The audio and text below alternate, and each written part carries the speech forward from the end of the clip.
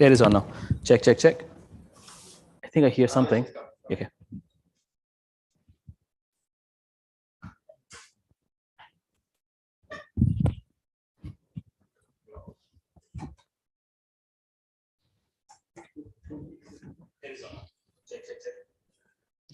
Oh, with a few seconds delay, is it?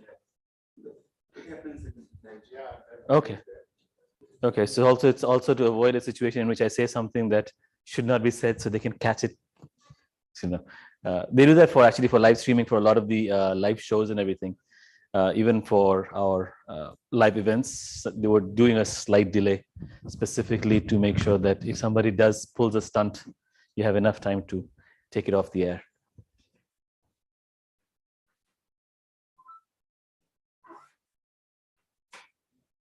So Ankur, is that Navdiwala or Navdi or Navdi?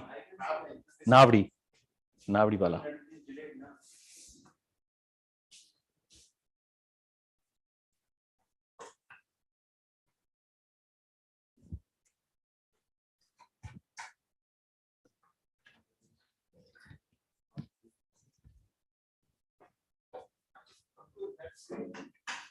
Yeah, I can. Yeah, I think it's good, right?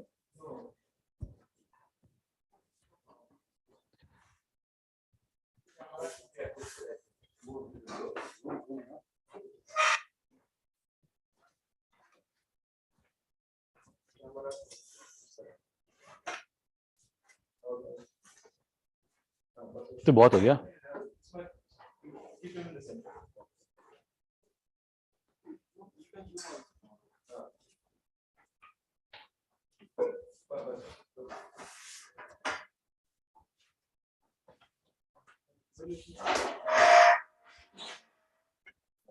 It's okay, just my face, right? I mean, like my face is only so important. I say my face is only so important. The stuff is important. My face being not a good resolution is okay, right? Oh, they need to see the resolution. Ah, okay.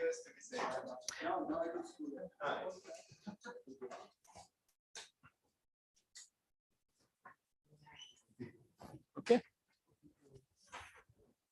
Excellent. Just doing a quick check to make sure this is working. No, it's not.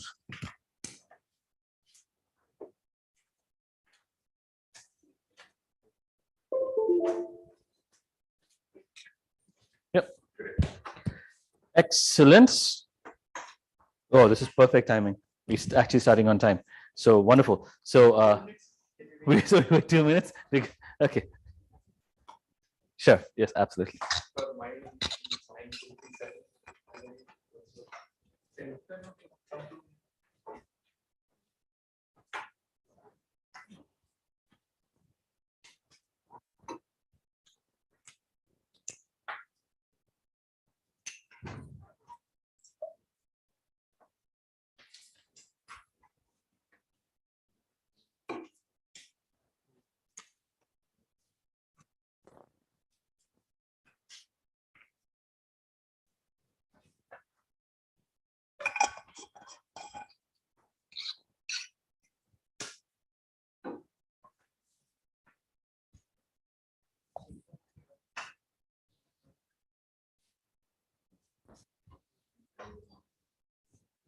Whatever the material is being shared with you all, please do not circulate it. It is only for your personal use. Yeah, thank you. Second thing is the last day we will be having a Q&A session with the professor. Okay, so there will be little changes in the schedule. So we will have some 1 hour Q&A session. So what all questions you have, is it possible we will circulate a Google form?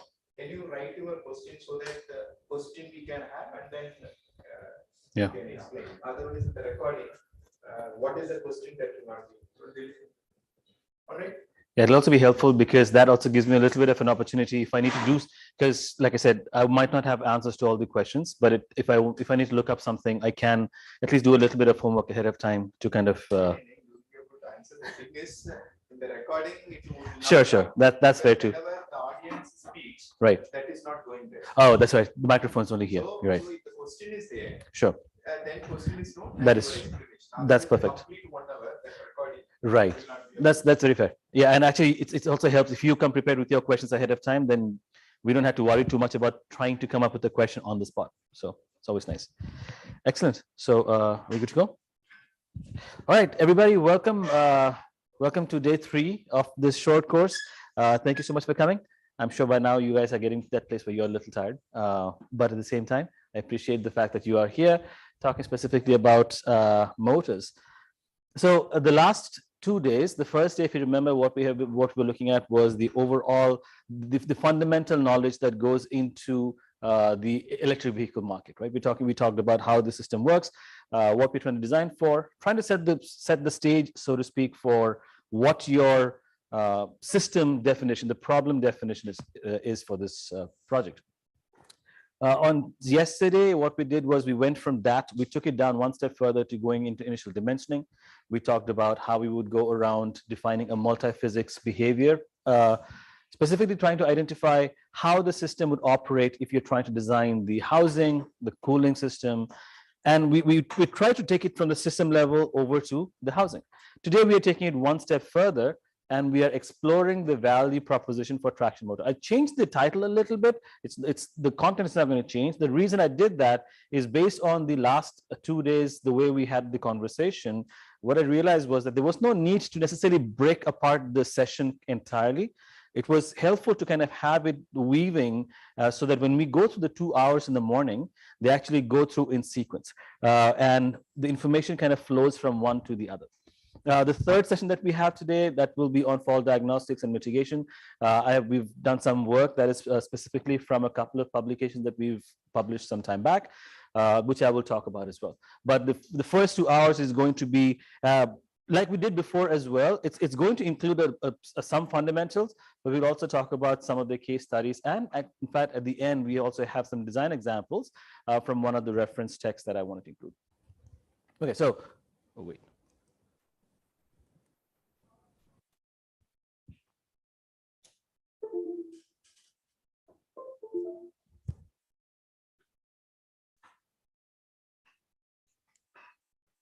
It was working like 2 seconds back.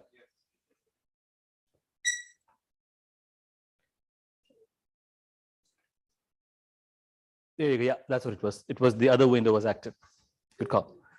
Okay, so specifically now, we talked yesterday, when the first day we started, we were talking about the idea of different kinds of motors, right?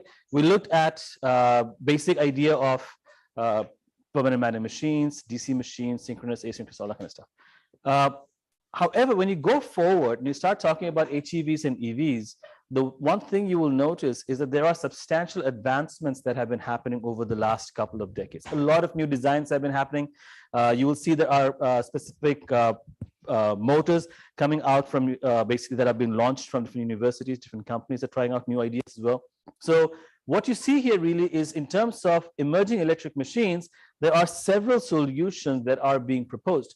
You have everything from, this table went off. So it's flux controllable, stator permanent magnet, in which you, instead of having just magnets on the rotor, you also have a PM assist that goes into the stator. You can have multi-port machines, double stator, double rotor, or brushed type machine. So when you start looking at the ideas, you can then further break down the concept of the electric motor into AC versus DC, and then you can have flux switching versus flux reversal. So the first one is flux switching permanent magnet machine. The other one is flux reversal permanent magnet machine. There's almost no scenario in which we can analyze every one of these topologies, because every one of them has specific benefits and challenges that comes with it. But whenever you want, I did provide a reference specifically for one of the papers that had presented this breakdown, and I found that to be quite useful, the way they were talking about the idea of emerging technology, because otherwise summarizing how the developments are happening can be very cumbersome, because everybody is trying, like I said, something brand new. So let's go into the basics a little bit. PM machines that you're talking about it's a simple idea, right? As a matter of fact, any electric motor, if you think about it, has the same basic principle. We talked about it yesterday. You apply current, creates a magnetic field. You have permanent magnet, that has its own field. So either you have two electromagnets, or you have one electromagnet and a permanent magnet, and that's basically what creates motion. So one way or the other, you are creating a magnetic field in the system. So this is a very simple version of a permanent magnet machine, in which you have your stated coils for a three-phase system. They are spaced apart by 120 degrees. And the magnets basically in this case is shown to be mounted in the middle. But typically, if you are familiar with PM machines, you will know that they are either mounted on the surface or they are mounted inside, which is an interior rotor, interior permanent magnet machine, right? IPM. So in the electrical frequency for a synchronous machine, the definition is also fairly self-explanatory. It's essentially telling you that the mechanical frequency of operation and the electrical frequency of operation are the same, right? So what does that mean? That basically means when your rotor spins and your magnetic field is moving, they are moving at the same frequency. The reason why that is important is because when you start looking at options like induction machine, it is not that the principles are changing, it's just that there is a difference between the two frequencies that you get for a permanent magnet and from the stator field and the rotor field, or in other words, from the mechanical speed versus the electrical frequency. So in terms of benefits and attributes you're talking about, you have PM machines basically have a high efficiency at low speeds. They have high power density. They have relatively simple construction. Of course, that is subjective depending on the complexity of the geometry you yourself are defining. It can have simple maintenance and ease of control. It does come with the caveat that your permanent magnet is susceptible to demagnetization. You can also have a situation in which if you have a brushed DC, which is not what we're talking about here, you might end up having wearing out there as well. If you have slip rings on the induction machine, that might have a problem. But for the PM machine, in most cases, we are looking at relatively simple control. You have a voltage that is induced on your stator winding because of your permanent magnet. You try to make sure your current aligns with the voltage. The basic idea is if you want to get positive power, your voltage and current have to be in alignment. If one of them is in the opposite direction, basically the zero crossing do not match, all that it would do is your power direction gets flipped. That does not mean a motor starts spinning backwards. It just means that you're going to end up creating losses in your system, right? At some point, if the average value goes the other way, then you start deriving negative torque. That's a whole other thing. Challenge-wise, there is a sensitivity to harsh environmental conditions. You can have demagnetization, like I said, at high temperatures, which is a real problem you have to look at. One thing I have not mentioned much is also about you can have cracks on the permanent magnet, which we did as well for one of our studies, which I'll talk about at the last session today. And the last piece is cost. The cost perhaps has become one of the most critical components of PM machines today. Everything else, the market caught up with PM machines as a very valuable commodity. However, the fact that that we have neodymiums, the rare earth materials that we typically don't mine. The United States in particular actually does have a relatively robust supply of rare earth material, but they stopped mining it for quite some time because the process is a little bit dirty and it creates a lot more pollution. So for that reason, we stopped doing that. But it is available in different places. So if you look at the construction, this is actually one of my earliest motors that I have ever designed. This was a three-phase, four-pole machine. We built it, and as you can see, I was very proud of it. So I took every single angle of the motor, as you can imagine. So the lamination, basically, this had bolts. They had through bolts on it, and you would have the end caps. I will show you a picture. I think I'll show you a picture later. And this was a 3D model that we created for the motor. There were 4 poles, but basically the poles were segmented. We had 2 magnets specifically that were used to create that magnetic pole. The windings were distributed. This was another motor that came, actually this was the big brother for the previous motor. This is the 5-phase 6-pole machine. It has 30 slots. That's this one here. Actually, that's just that one. 5-phase 6-slot 5-phase 6-pole machine. What you see here actually is one of the motors I will talk about much later today. This was a concentrated coil BLDC motor, which was a trap drive, a trapezoidal drive. And we were looking specifically at evaluating faults in that specific motor. What you see here is, does anybody here recognize this one? We actually had a conversation yesterday about this a little bit. This steel, the aluminum thing that you see on top. Does anybody recognize that? I mean, if you have worked on PM machines, you might actually have come across that. What is it? What, or if you don't know the name, that's fine. What does it do? It is used in high-speed motors, especially. Hmm? We are talking about high-speed. To do what? One of the characteristics that we use, it reduces the power loss. Okay. I've seen that. All right. So what else? What do you think? It's got a very simple use, among other things. It makes sure magnets don't fly out. It's a sleeve, right? It's basically a sleeve that goes around the because these are surface mount magnets. It makes sure that your magnets don't fly. So there is a retainer sleeve that goes around the. I believe normally the one that we have here is steel. Typically, in terms of whether it can be a conducting material, normally I would imagine no, you don't want to have that to be a conducting material. You would have an alloy of some sort. But I think the one we had was stainless steel specifically. So it's not a good conductor. So, but actually, that's a good question. I do not know if there is a specific reason why you should not have a conductor. It does not have any contact points that it comes in contact with. So it normally should not have a problem. The only question I would not know is surface currents, if they exist or not. And I have to be careful about that one because I am not 100% confident about the sleeve on that. So I can look that up though. It shouldn't be conducting, right? Okay, so you'll have surface current that will be formed because of the magnetic fields on the surface. Make the transients time so that the currents will be used. Right. Like induction. Right. There you go. So that's exactly right. So it will basically, so generally speaking, I haven't seen, so what we had here was steel, but in terms of specific requirements, you will be looking at that current flow that will be surface phenomenon that you'll be seeing on the motor itself. So that's primarily the reason why you would not normally have it to be something like an iron or something like that. So is the challenge when we are assembling this whole BMSM because there is a high flux density permanent magnet that are there in the rotor. So while we are combining all of the assemblies together, so I've heard about like there is some force of attraction. it's because of this sleeve. Because of the magnets that are there in the rotor. So just to make sure I understand the question correctly, are you saying that because of the magnets that are pre-magnetized, you are asking if that causes problems in the assembly process?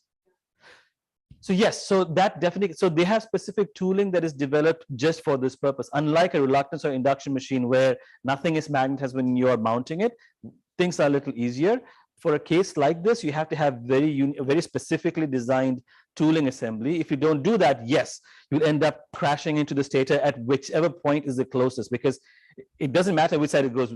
Wherever the air gap is small, it'll go and crash. And the stronger your magnet, the more of a problem is going to be when it comes to the assembly. But assuming you're not doing it by hand, it normally should not be a huge issue. Usually for an automated process, it should be fairly manageable. So this is also the distributed winding that we have for the same motor. In terms of the classification itself, we normally talk about two kinds of motors, right? We talk about sinusoidal excitation, we talk about trapezoidal excitation. The idea for the BLDC is that you can energize two phases, you can apply trapezoidal current, you can have a third phase that is inactive. You can, in terms of direction of field flux, you can define it as either radial or axial. And in terms of permanent magnets, you can have it either inside the rotor or you can have it on the surface of the rotor. Keep in mind, when I say rotor, it doesn't necessarily mean it has to be on the inside.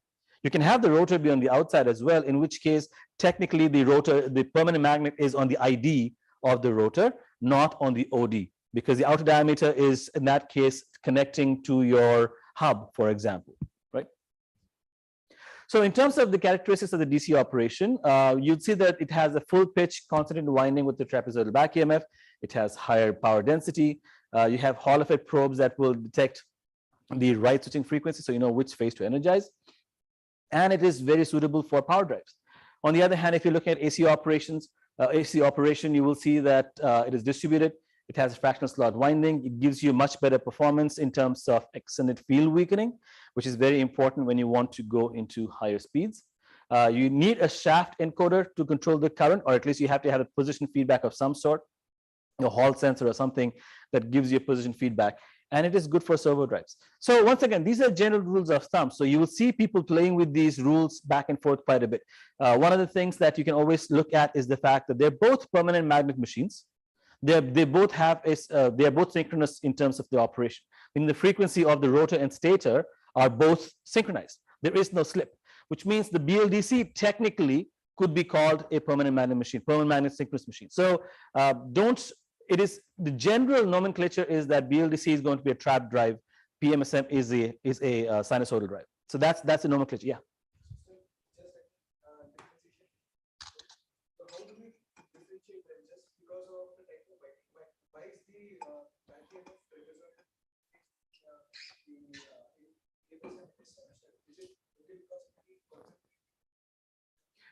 You can also have the magnetization direction can also be, instead of being radial, you can have it be parallel. So you can have it specifically where it is normal to the surface.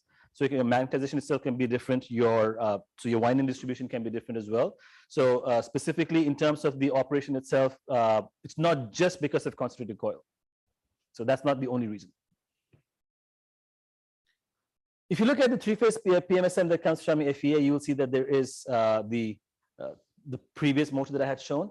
This is actually an axial machine. So an axial machine basically is, this is the field distribution for the axial machine. What you will notice that is unique about any axial design is that the field along the tooth goes along the z-axis.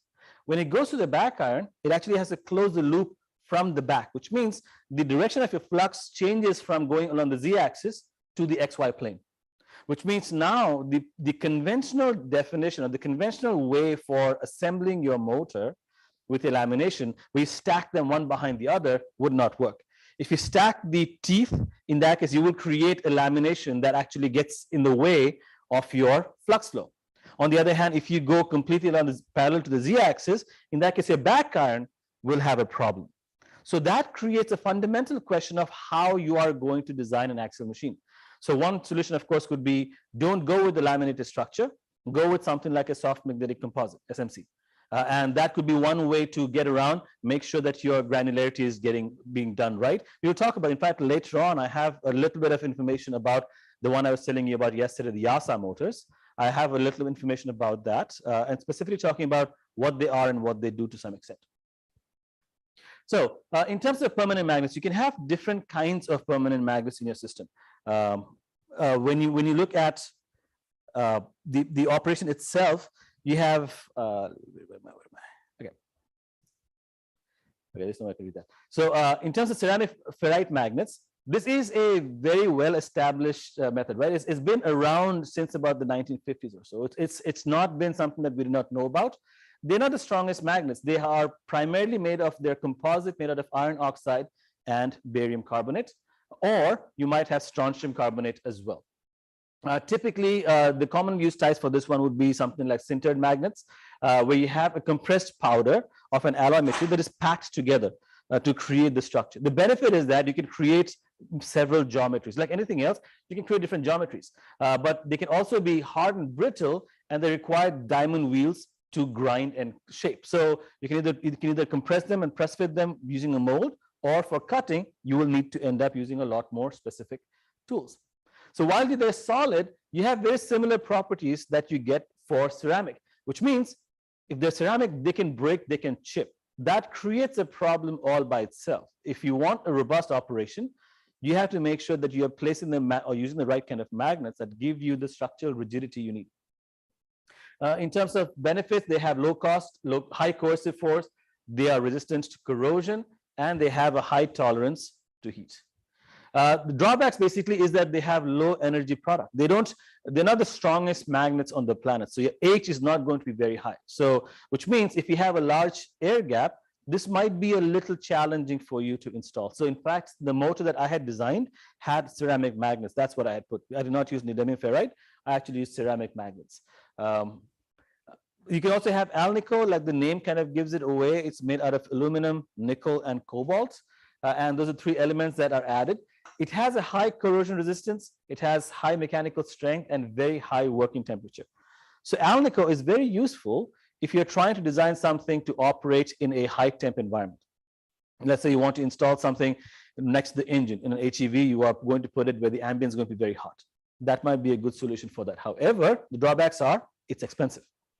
We have to start there because magnets are very susceptible to supply chain, which means anytime cost is a major factor, you need to see what that variation is going to look like. It has a low coercive force, it has low energy product, and they tend to demagnetize when they have shocks, which means for automotive application, if they're going to be tossed around, this might be a difficult motor to work through. Instead, you can look at options like neodymium ferrite boron, which is one of the more popular choices that we're currently using. Neodymium and samarium are the most commonly used elements in this specific type of magnet. And when you're talking about specific varieties that are used, you can have ND2Fe14B, that is basically just shortened down to call NDFeB. So you can also get samarium cobalt, which is SMCO5 as well that you can use. So you can have different chemical compositions for permanent magnets. Now, samarium cobalt is highly resistant to oxidation. It is actually up to 350 degrees. It can work without getting oxidized. That's a huge plus. But samarium, once again, falls in the area of rare earth materials, which means getting it is a major problem. It also has a high magnetic strength than ceramic and alnico. They tend to be brittle. They are prone to chipping and cracking. So it has challenges, but it has very good reasons why you might want to consider it. And because they have a high cost, oftentimes they can be, comparatively, they can be quite expensive for your overall system design. On the other hand, the most popular choice for the day has been NDFeB. They are very similar to samarium cobalt, but they can be a little more oxidized. They can be oxidized a little easily. They don't have the same resistance to temperature, which means they can get demagnetized, not quite as bad as some of the other solutions, but they certainly are there. They have a strong residual magnetic field. They have moderate temperature stability and a high energy product. So they're strong magnets generally. So whenever you see one of the products you see that are used for a sheet, a piece that you buy anywhere for anything, really most of them tend to be NDFeB. They are the ones that you normally will find for cheap. They do have a high flux density per unit volume, which is energy product, and that gives you a much more compact design. So as I said, there are real benefits to using samarium cobalt or NDFeB. And had the process not been dirty, this would have been a great solution. And we'll talk about a couple of alternatives that over the last couple of years have actually made their way up. You can also have polymer-based magnets, which basically you can have different kinds of different kinds of polymers, specifically made that can be processed to have similar properties as permanent magnets. So here's where the challenge comes in. So when you're talking about specifically the availability of the elements, it's not that we have or don't have a certain amount. The thing is, above a certain, this green line, everything above this green line tends to be elements that are readily available. Everything below the red line are elements that are relatively rare. What we are talking about here really is all of your lanthanide, and then you have samarium and all that kind of stuff, dysporium, all that stuff here is on the lower side, right above the red line. And this is actually defined by USGS. So it's not necessarily unavailable. We have a reasonable supply. The question is, what are some good ways of extracting it? And there is very specific reason why it is useful. You can look at each one of these specs. So neodymium is the one that has the highest flux density, and it can actually provide you with this highest strength as well. Now, if you objectively compare them, ignore some of the basic ideas of what we know about the mechanical rigidity and such. The corrosion resistance for samarium cobalt is better than NDFeB, all right? And it is also less prone to being brittle. So that's bad grammar there. It is essentially less prone to being brittle. So it also is more expensive. That is a little bit of a challenge. Ceramic magnets oftentimes are made out of ferrite. They have the lowest energy product. So they're not the strongest magnet. However, you can form them easily. Just like other materials, the remnants of ceramic magnets goes down with temperature. However, they are resistant to demagnetization with increase in temperature. So in terms of cost, we were concerned about cost. The motor we designed really was using ceramic magnets because, well, it was cheaper. As simple as that. So it was cheaper among the magnets. They are most widely used in electric machine appliance application in general. For automotive systems, ceramics are not always the choice, although ferrite magnets have made quite a decent comeback.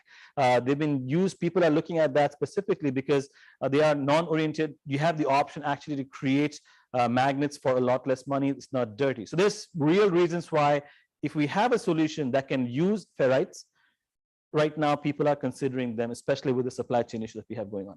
Alnico can go to high temperatures. they have low coercivity, and they can also get demagnetized if they're taken out of the rotor. So they basically have to be keepered. So taking one step away from that, if you look at each individual component, remnants is, if you remember, that's BR. Remnants for each one of them is different.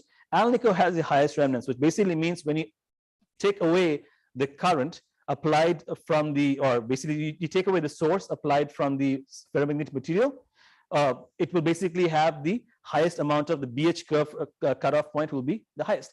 The energy product, the highest number basically you're getting is for NdFeB. So Samarium cobalt is neck and neck with it. So neodymium is actually widely used in traction applications because they have a high energy product and they have high coercivity. If you're high energy density, in that case, your performance is better when the external field is applied if you have a high coercivity component. And then, of course, as you go to higher temperature, that's where the problem starts. If you don't cool it, if you don't manage the temperature of your rotor, you can demagnetize it and you can actually have problems. So when you talk about electric motors for traction application, one thing you might notice is that we are concerned not only about the winding temperature, they will also talk about specifically cooling down your rotor. So it's not, so when you want to do estimation, you will actually see papers that have been written specifically to estimate the temperature of the rotor using terminal measurements. So you only have access to variables like voltage and current, right? I mean, if you're talking about a motor, you can measure voltage current. You might have a torque sensor, maybe a Hall feedback that gives you speed information, but those are your terminal measurements. You cannot go inside and measure phase currents if you never put phase current sensors on it. Voltage, you might only have DC link voltage, which means you are limited to how many variables you can measure, which then brings the question of how observable is your system.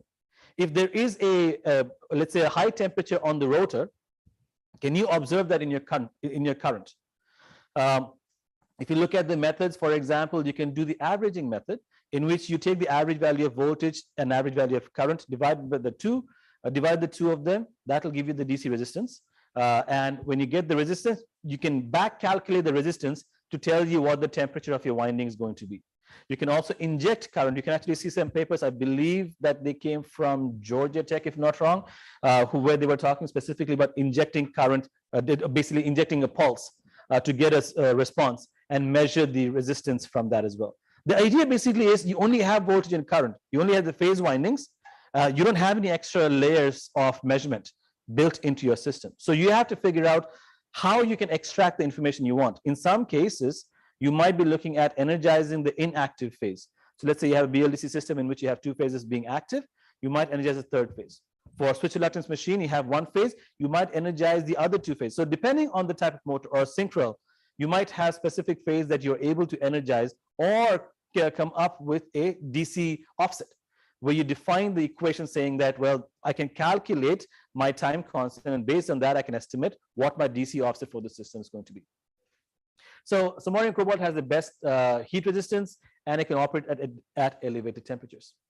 One more thing to kind of keep an eye on is in terms of the corrosion, neodymium ferrite, like I said, are substantially more prone to, they can get corroded easily. Different surface treatments can basically improve the durability of your adhesive material. However, depending on what method you are using, that actually can create a certain amount of thickness on your magnet. And that's, once again, affects the overall space you have available. So if you want a certain amount of air gap, you need to plan around that. So qualitatively, if you're looking at what those numbers would look like, this is just a graph from one of the papers that I really liked, was showing you the, actually one of the presentations that I really liked, which was showing you the relative magnet size to generate 1000 Gauss at 5 millimeter from the pole face of the magnet. So when you see here, basically in Alnico, you basically get 1940. With Alnico 9, you get 1950. Ceramic, you get 1960. Samarium cobalt 1975, and then N48, you get 1995. So that's the magnet size that you're getting. So each one of them is telling you what the volume of the system is for the given application. So let's take it one step further. What is happening in this space? So 2008, I think, we had this thing called a funding opportunity announcement, an FOA called REACT. And the idea basically, it was offered by the US Department of Energy, because that was the year when there was some political and some or basically from some non-technical reasons for permanent magnet supply chain to be disrupted. And that caused a major panic in the automotive industry. And everybody responded to it in between 2008 and almost 2010, the price of permanent magnets went up by almost 13x. So if it was $100, it was about $1,300 in about 3 years' time. And it kept going up. And then it settled back down. When it came back down, it came back to about 6 to 7x. And just like the price of gasoline or petrol, when the price goes up insanely high, you are panicking. When it comes down just a little bit, you're okay with it. So what if the price is 6 times what it was 5 years back, but it's not 13 times what it was 1 year back? So the perception that people had about permanent magnet and the panicked response that people had about not using permanent magnet, that subsided a little bit. So a lot of companies went back to using permanent magnets. They're like, yeah, this is fine, not 13x, 6x I can deal with. Once again, that's my opinion. Please don't quote me. There might be companies who have other reasons why they did what they did, but that was the understanding that I had. Tesla, that was about the time when Tesla was talking a lot about induction motors. They were talking about why induction motors are the future. And like you see, they have switched gears since then. So this actually was a high efficiency permanent magnet that the Department of Energy filed a patent for. This was called HIMAG. HIMAG is a material that was developed by Argonne National Labs. It's one of the national labs that's based in Chicagoland. It's near us. And it basically was lighter, had a greater efficiency, and was very beneficial or very useful for EVs and HEVs. Now, the challenge is I still haven't been able to find full specs for this one because they were patenting it. I believe the patent, if I'm not wrong, has been issued, but I could not find specs for this specific material. They were very quiet. Whenever I was looking for all the data, they were very quiet about what this specifications for this magnets were. But hopefully over the next, you can actually look up the patents and see what they have filed as well, and it might give you some information about what the properties are. So it basically gives you, it increases the permanent magnet's usable magnetic flux density. That's what we really care about. We want it to be more effective. Another one that came up actually was, I found the patent number 4. So if you want to ever go back and look it up, you can. So this is actually UKM. Later on, I even show you one of the motors that UKM created. And they had a rotor design that enabled the use of rare earth magnets. So specifically, they were able to avoid issues of demagnetization. If you had current motor design, what would normally demagnetize? They found a way to not demagnetize your motor. They also came up with an alternate technology to reduce exposure to price and supply chain volatility. These are points that the industry really cares about. If you can show that you are insulated to some extent from the cost fluctuation that happen on a daily basis. So this basically was critical, and they got a $4 million award for trying this. They filed for the patent, and I saw they got issued this patent, I think a few years back. I don't know exactly how long back, but they have already gotten this patent issued. So, all right, so next, from permanent magnets, the next layer in is steel. So ferromagnetic steel is a very important component. Like I've said before, you can have carbon steels that are alloyed with a small quantity of silicon, right? So you have silicon steel, that's what we call it. You can have silicon steel, it reduces eddy current losses in its core, but adding silicon also makes it more brittle. So there is that element as well that adds to it. So silicon steel basically are more popular to design laminations in particular, mainly because they are available in a wide variety of grades and thicknesses. So you can basically pick a lamination, you can pick a material that is uniquely suited for your application. It's not as difficult to find. By adding the silicon, you have quite an impact on the tooling life. When you have, and actually have, I took out some of this information, when you stamp it, it actually does create a change in your BH curve for the steel. So because you create that edge, that can change. When you stamped out the rotor, it creates a small variation in the BH curve from what you had originally designed it for. So the grades are primarily organized in the order of core losses, and they get this prefix of M. So you basically would have seen things like M19, M27, 36, 45. depending on what kind of simulation it did. Most of us in most scenarios have probably picked M19. That's the transformer gauge steel. You pick that, it's usually widely available, right? So if you have a higher M number, that means you have higher core losses and you have lower cost. So the idea basically is you only have a small percentage that is saved and you get a step down in performance. So the question you're trying to figure out is how much money are you trying to save and how efficient does the system need to be? So M19, like I said, is one of the most popular ones. Non-oriented steel can have up to about 6.5% of silicon in it, and that's oftentimes what is used for high-speed machines. So, but if you silicon content, it will reduce the flux density permeability, but also make it more brittle, like I mentioned. It's basically, if you think about adding silicon, you are changing the properties from being malleable to being a little more brittle and easier to break. So you can also have a material that is made from amorphous iron. This is basically also referred to as metallic glass, and it has very low iron losses, specifically because they are a very thin foil structure and they have a low cost of manufacturing. Instead of being, you basically don't have to create a hot and cold rolling procedure, and you basically just can form it, and then you primarily what you do is you produce this by what's called melt spinning. So when you do the melt spinning, essentially what you're doing is it's essentially a single step process, and the molten alloy basically is dropped into a fast spinning wheel, and that allows you to control the temperature in the system as well. So there are actually some videos showing you specifically how this is done. If not wrong, on YouTube, they have some videos that shows you how this process is done for design. Oftentimes, amorphous iron is limited to power capabilities of up to about 5 to 10 kilowatts. The one that we're talking about today, quite a bit more, just because of the novelty of how we are going about the design, is soft magnetic composite, or SMC. SMC essentially is it consists of powder that is very small or minute particles. These are isolated iron particles. It's very simple if you think about it. You basically pack it into one single space, and you are essentially able to flow the flux however you want. You create your the shape based on the field distribution, and like I think one of you guys was saying yesterday, you create a geometry that is specifically conducive to the field flow that you want inside your motor. So your machine parts basically that are produced, they don't stack as sheets because you are actually packaging them together. So they're pressed together in a single or multi-part machine core. So the benefit, of course, is that you can have very specialized geometries. You don't have to always go for the classic design. You can also create axial designs. And you can have arbitrary geometry, which of course will be limited to how much you can actually compact and how well you can compact it to give you that right specific shape. Keep in mind, in the entire process, you still have to take into consideration the structural capability. You have to make sure you're not compromising its structural integrity in the process. So this is lower.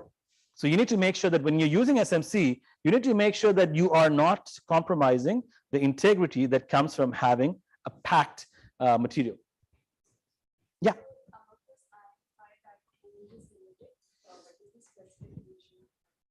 So in this specific one, it is limited because let me see. I'm trying to remember what the specific reason for the power level was. I believe the losses actually, it has low iron losses, but it actually starts to end up having higher losses at higher temperatures. When you apply it at higher powers, if I remember correctly, it generates a lot more losses at much higher temperatures. But once again, let me take a look at that one more time, just to make sure I can give you the exact reason for why it goes to 5 to 10 kilowatts. But if I remember correctly, it's a function of your losses that will end up creating your iron losses will be lower, but correspondingly your eddy current losses and such the conducting losses will go much higher. The surface losses, basically. So in terms of the core material, once again, when you break down the actual type of material, you can have like a trend of how you want to go. If you want to go into high efficiency control, you're going into the low torque region and you want low speed region. That's where you get the high efficiency control. If you want to go into high torque region, you end up essentially in the high induction region, and you want to go high speed, you go into the high frequency region. So what you're doing basically is you need to take into consideration the fact that you want high saturation flux density in order to get high torque operation, because if you want to have high torque, you need to apply high current. That will give you high magnetic flux, therefore you get torque. You also want to have high mechanical strength so that you can handle the centrifugal forces. You don't end up cracking when it spins. And of course, the losses that you get need to be the lowest. So typical lamination thickness, if you want to reduce eddy current losses, you ranges from 0.1, actually I had a 1 here, 0.1 to about 0.35 millimeters. So they're relatively going to be small. The thinner your lamination is, the more expensive it is going to be, without a doubt. So if you are ever being asked to pick what lamination thickness you want, you need to look at the cost. Sometimes it also comes to the fact that if they have more in stock of a certain lamination, you might find thinner lamination to be cheaper, but that usually is only applicable for prototypes. If you go for commercial grade manufacturing or a large scale manufacturing, oftentimes it will be limited by the thickness of a sheet inversely. By doing laminations, of course, we said eddy currents go lower, and the typical stacking factor, if you have a 0.1 millimeter lamination, can be about 89%. This is a stacking factor for a given volume. You can have 0.2 will be 92%, and 0.5 will be 95.8%. And the reason is because the more laminations you have, the more gaps you are creating in between those sheets. So the more gaps you create, that stacking factor that you get starts to drop over the course of time. So that's all you need to remember. Now, if you're talking about the magnetization curve, this is the one I'm talking about, is that if you want to get the same amount of flux density, you have two BH curves, right? One is the red one, or the blue one is the original one, and the red one is the modified one.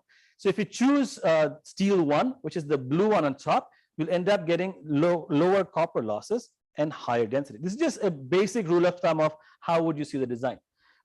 At the same time, if you look at mechanical properties, you can look at every individual steel and see what kind of tensile strength and what kind of yield strength they have, how much pressure basically they can handle before they start to crack. So, for example, the typical yield strength for traction motors would be between 450 to 560 megapascals. So that's the amount of pressure you're going to need. If you have a lower grade steel, you might get higher strength. Of course, you have lower iron losses, but you'll also get a more brittle design. And I believe, because I think that was the brittle glass, I think at higher temperatures, it does have an issue with the high temperature. It goes brittle is what it was, not necessarily just the losses. I believe it was because it goes brittle at a higher temperature, at high power levels. But once again, I will check, and I'll double check that, and I'll make sure I confirm with you. So in terms of the magnetic material that we are talking about, the magnetic materials, basically, this is a full-on table that tells you the typical materials used in electric machine course. And what this essentially tells you is, when you are looking at how much flux the steel can give you, this tells you what those numbers are, at what point it starts to saturate. We'll talk about some more steels in the next few slides. So bear with me as I do that. But the idea is you are looking specifically at what the thickness is, what the composition is. It matters what the composition is, because that tells you whether or not it's going to be readily available. You also have to think about this sheet thickness, because you are also talking about the manufacturing process. How are you going to cut it? Are you going to stamp it and such? And then, of course, the flux density at 0.8 kiloamps per meter. This is given in Tesla. So if your flux density can go as high as 2.1 Tesla, that's a pretty high number. So if you look at something like M19, you start to saturate somewhere around 1.2, 1.3 Tesla, right? It starts to flatten out. At 1.5, 1.6, you're basically almost at that point getting flatter. It's not entirely flat, it's going up, but it's going up by very little, which means it absorbs very little of the energy. Most of it gets converted to heat. So that's what I'm talking about. So if you're talking about the BH curve, you are oftentimes looking, you want to maximize the amount of flux you are getting. So you don't want to operate too much on the lower side, but you also don't want to get into your saturation region. So this is an inefficient current use, because you're applying current, it's not giving you much result. This is really where you're trying to be, where it just starts to go into its knee point. That knee point is relevant for AC machines. When you talk about switch reluctance machines, you do go into deep saturation. So that's how the motor operates. Now, the specific materials I wanted to talk about, there's a couple of them I want to mention. The first one is actually called high mu 80. High mu 80 is basically also known as permalloy. It is a nickel, iron, and molybdenum alloy. and it gives you a good amount of resistance from corrosion and humidity. It has hypermobility, it has low coercive force. That means it can be very useful for things like magnetic shielding. It basically, what this means is that you have nickel, iron, and molybdenum alloy that gives you a high permeability for low hysteresis losses. So this is a very good design. The challenge that comes with almost anything that's too good to be true is that it comes at a cost. So the cost of something like mu-80 can be about, at least last time I checked, it was between 5 to 7x that of M19. So now I have not checked the price recently over COVID. It might have gone up, gone down, but you can actually take a look and see what this costs. The chemical composition here, basically, it has some carbon, it has very little carbon, some silicon, molybdenum, manganese, nickel, and the rest of it is all iron. So you actually can, I gave a link specifically for the data sheet for this alloy. So if you want to look up the alloy and see what it is or does, carpenter steel, basically carpenter mu-80 is what they had referred to it as. You can take a look at it and go through the specs. Another one actually that I had used for one of my designs in simulation, we never really ended up buying it because it was also exorbitantly expensive, is a metal is a steel called Hypercore 50A. Hypercore 50A, basically this is a high saturation design, a high saturation steel. It can go up to a saturation limit of about 2.2 or 2.3. So we were trying to design a high-speed motor. We wanted to have high power, but we wanted to be very power dense, which means low volume, high power application. We were going to higher speeds, so it was not as big of a problem on that front. So we're not looking for a ton of torque, but we wanted to get as much power as possible and compress the size of the motor as much as possible. The issue, of course, there was how are you going to handle the thermal behavior? That's a whole other question. But the steel question I tried to play with was Hypercore 50A. So this basically, and applications like this, by the way, are useful in cases like aerospace. If you're talking about aerospace design, you talk about naval designs, basically marine designs, you might find this to be useful because they're only making ones and twos of them. Well, not exactly ones and twos, but they have much fewer numbers than you would see, let's say, for an automotive or land transportation system. This one has 2.4 Tesla. They claim it to be the highest in its class, and it has a Curie point that goes to about 940 degrees Celsius. So it basically is a very effective steel. Because of the high saturation magnetic induction, when you're designing or manufacturing it, your size gets substantially smaller. You don't have to worry too much about, you can just keep applying current. As long as your winding can carry the current, your steel can as well, which means you can now get much better response for the same amount of current, and you won't saturate. So if you go into deep saturation for SRM, that works as well. So this kind of material enables low heat generation. It gives you good stability and long life. However, because it has, at the same time, because it has high Curie point, you can operate them at much higher temperature. However, the challenge is the cost. So once again, most of the design, just like it's like when we talk about batteries, when I say that there is a battery that is fast charge capable, sure, it's there, it's LTO, lithium titanate batteries, cells, is great, but the question really is, how much does it cost? It has titanium in its name, so I can only imagine it's going to be so cheap, right? You cannot compare that to a cell that you get from Panasonic or somebody like that, right? An 18650, 21700, those cells are more readily available, lithium ion cells. If you go to lithium titanate, it gets substantially more expensive. It's also a question of volume. How much of that is currently being used in the market? Okay. So now, if we talk about motors again from this point forward, what you will see is that just the idea of an axial flux motor can have various different geometries. And the reason I talk about is because I actually modified some of my slides because we had a few questions yesterday about axial motors, and I wanted to include some of this information here just to make sure we had some discussion points we can go back and forth, in particular for YASA as well. So if you look at the axial flux motors, you can either have a single-sided structure, you can have a double-sided structure where you have an AFIR structure, which is basically double rotor. You can have a double-sided internal stator structure, this is called a torus type, or you can have a multi-stage structure. Let me sketch back up here. So an AFIR basically is the external stator, internal rotor type application, and your torus basically is the internal rotor, is the external rotor, internal stator type application. So in terms of your single-sided structure, you can have either a conventional stator or you can have a slotless stator. When it comes to your double-sided configuration, you can either have the same two, plus you can also have a coreless stator altogether, which basically means you don't have a core, it's directly mounted onto the hub or onto the back or onto the frame of the design. When it comes to the idea of double-sided torus type, you can have either an arrangement in which the permanent magnets are placed north-south, or they can be placed north and north. And north-south magnets can also, once again, have the same configuration of number of magnets. The reason I wanted to talk to you about this is because when you design an axial flux motor, there are several options available. For example, if you look at this slide here, you are seeing just 4 of the combinations that we are specifically talking about. The first one essentially is, this one is the slotted AFIR structure in which your rotor is on the outside. You have the B is slotless stator. It's difficult to see primarily because all you can perhaps imagine here, just cut myself out, but all you can imagine is where you're placing that coil. So when the coil is sitting inside, that basically means you actually have a slot. When the coil is placed outside, that means it's a slotless design. Right? So that's the way the illustration has been done. There is actually a specific paper that did a good review on axial design motors for EV applications.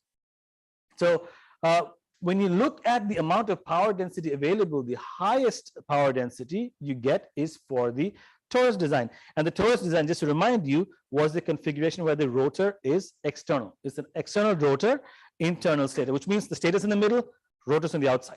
That's what, keep in mind, when we say external, unlike what we talk about radial, it's not up and or inside and outside like radially. It's along the z-axis, right? So the external components are the rotor itself. So that makes perfect sense. You can also use radius as a function for generating how much torque you get.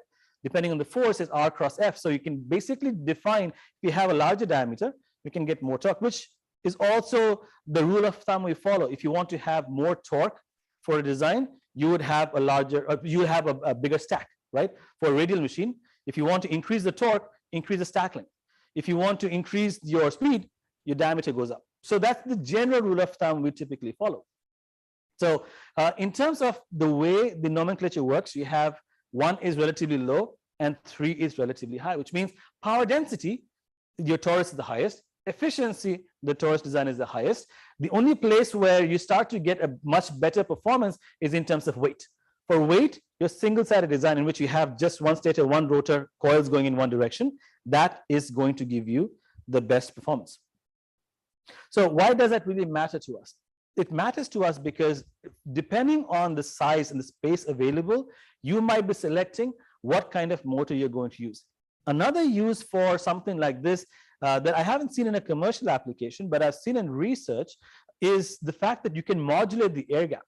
Unlike an AC machine or unlike a radial machine in which a rotor and stator are inside and outside, and you've placed a bearing that controls the space of where everything is going to be, in the axial design, arguably, you can move the stator and rotor away from each other. When you do that, you essentially create a field weakening capability. Now, like I said, I have not seen that in any commercial applications, but I also have, in all fairness, I also haven't gone around looking specifically to see if anybody was doing that either. So if you get a chance to see what the control mechanisms for axial flux are and whether that's been implemented, I would welcome to hear from you as well. So I just kind of put the figures up there just to kind of give you some information. And by the way, after the axial flux, we will take a quick break, so just bear with me. In the axial flux PM machine, you have a few key salient features. The first one, you can get a much higher power density with a low loss. You also have a challenge that basically means that you will get an imbalanced axial attraction between the stator and the rotor. It's a single-sided structure, right? Something like this. They are facing each other, which means when you have a field, they will want to attract. There is nothing on the other side that is balancing. If you have a double structure, there is rotor on one side and a rotor on the other side, which means they hold it in place between the two of them. They're both attracting, so they hold it in place. The same thing you also see in a radial machine. You get field on in both directions. Now, the benefit is it keeps it in place. The challenge is it creates radial force. So not talking about that in axial machine, if you have a single-sided structure, you are going to create a little bit of an imbalanced axial attraction. So this actually can give you an issue when it comes to bearings. It can also cause your structure to twist, especially when you're going at very high rotor speeds. On the other hand, if you go for the double-sided axial flux motors, mechanically they tend to be a little stronger. The design itself is meant to be symmetrical about the center structure, right? So you can get much higher power density. Keep in mind, the way you're designing an axial flux motor or any dual rotor or dual stator structure is that your flux flows from your, which screen am I? That one, okay. So very quickly, I'll use the board for the first time.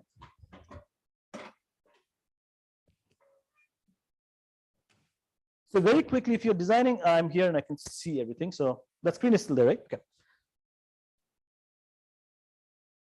So if you're talking about a design where you have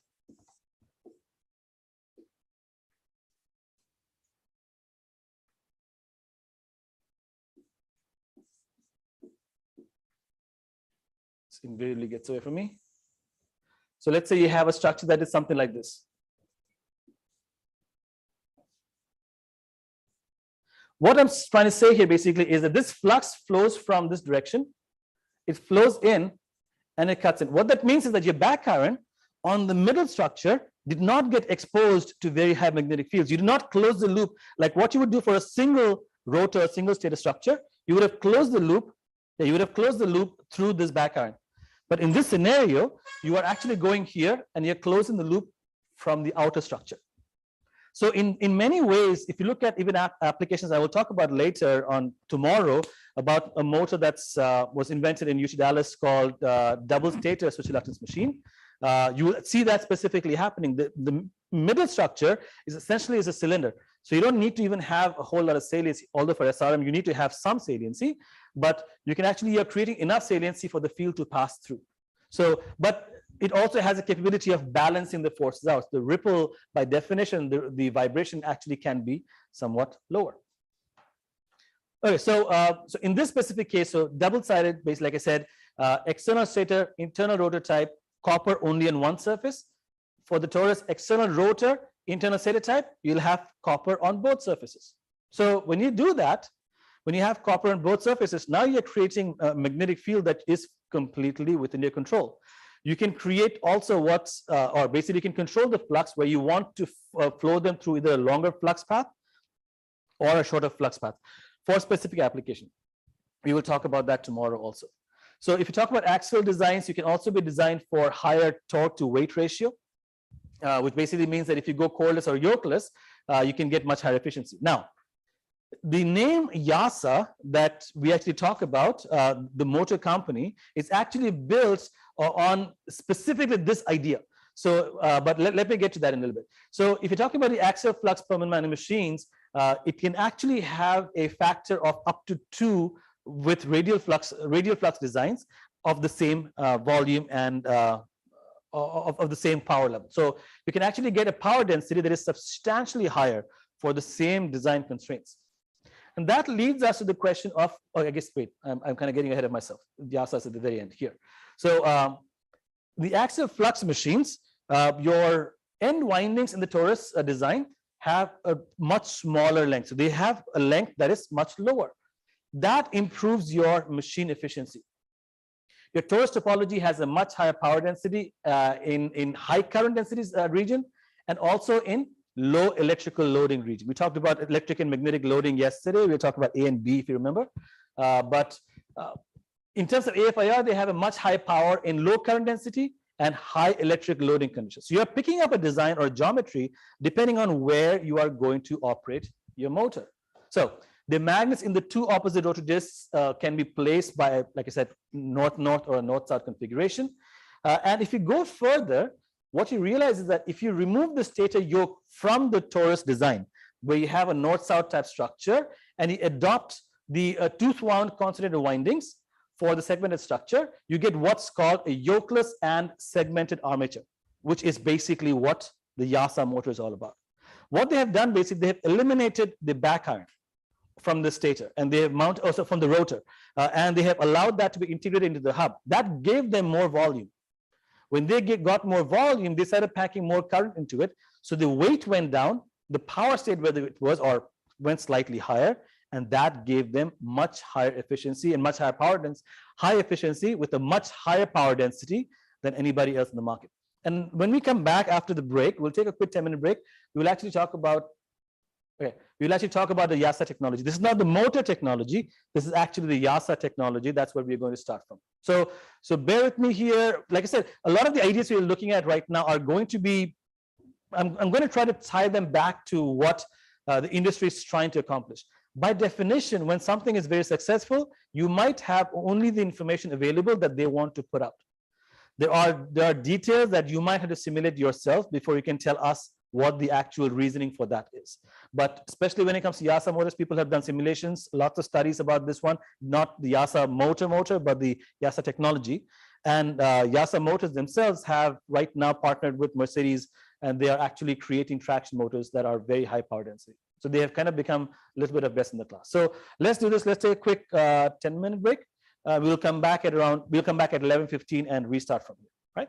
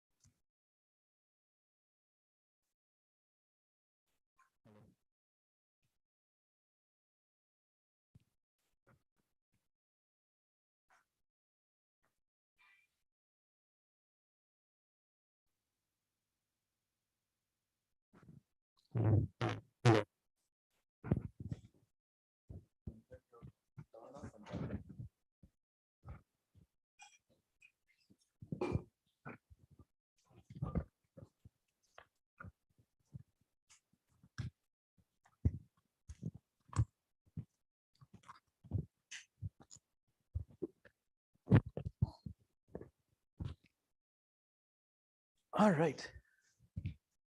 Welcome, ladies and gentlemen, to part 2 of day 3.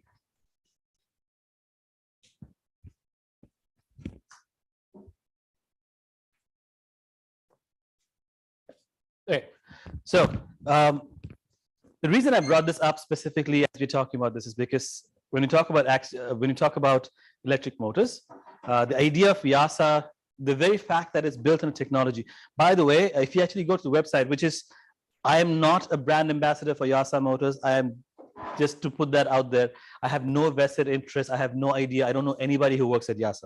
Just want to make sure you're clear on that. But the person who's the CTO of the company actually he decided he was going to start the company, at least that's what he says, 6 weeks into his PhD. So just want to tell you that he decided that what he had on his hands was something that was so dramatic that he could have a company, and of course he went on to be the CTO, and they're hiring and doing all that kind of good stuff. The point I'm trying to make is that if you have an idea that you want to patent, you want to do something with, there is never a time it's never too early, and it's definitely never too late. So you should start whenever you can think of. So with that being said, let's jump into the YASA technology, not YASA Motors, YASA technology. YASA Motors is the one after us. So YASA really is like I said, it's a double rotor design with a single stator in the middle. So it is a slotted configuration where your winding is placed in the middle. Your stator coil is wound on the stator bars, and it is placed in the middle of your machine. So the benefit basically that you get is that you now have the coils, if you are energizing them simultaneously, you can actually have them adjacent to each other. So you don't have wires that have to be either connected to a converter separately, but you can actually have them powered by the same converter as well. Your stator housing component basically has 2 mating clamshells that connects it together, and each clamshell is molded from reinforced plastic. They are connected with 1 or more intermediate components, and that, of course, is optional. So the one benefit of the actual motor is that you have a spinning rotor, which can, like I said, have a larger diameter. And as we established, torque is basically force times radius, which means if you have a larger diameter, your radius is higher, which means your torque generated from the motor can be higher. And by allowing your hub to be mounted directly on the rotor structure, now you're so basically, I think the way they actually, when we had them coming into one of the conferences that I was at, they were calling it the hamburger.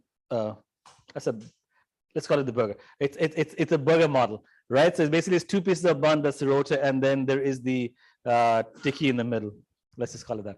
So I just realized that analogy is completely lost. But just generally speaking, it's basically two layers on either side that are identical in how they operate, and the one in the middle that is not.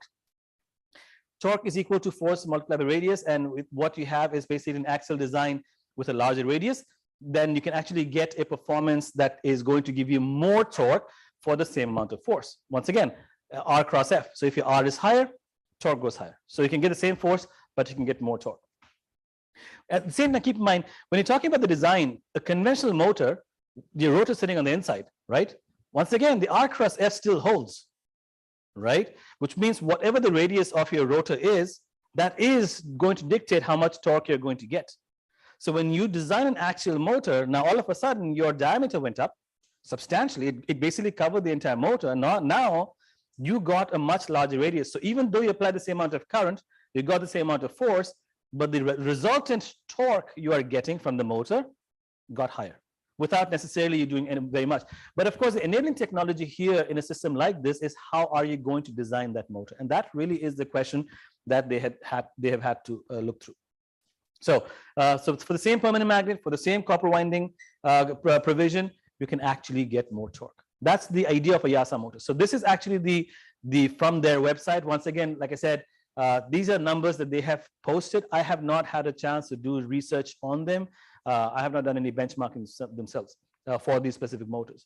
So the motors they have really has an efficiency that is larger than 96%. And the numbers, if you can look at this here, I don't know if you can read them from the back. You basically have a 50 kilogram for a 10-liter volume, which gave you 400 Newton meters using a radial flux technology, right? If you go into an axle design, they're saying that this design is not currently mass produced. Therefore, that number was 30% increase in the volumetric torque density. So it was better, but it's not currently in use.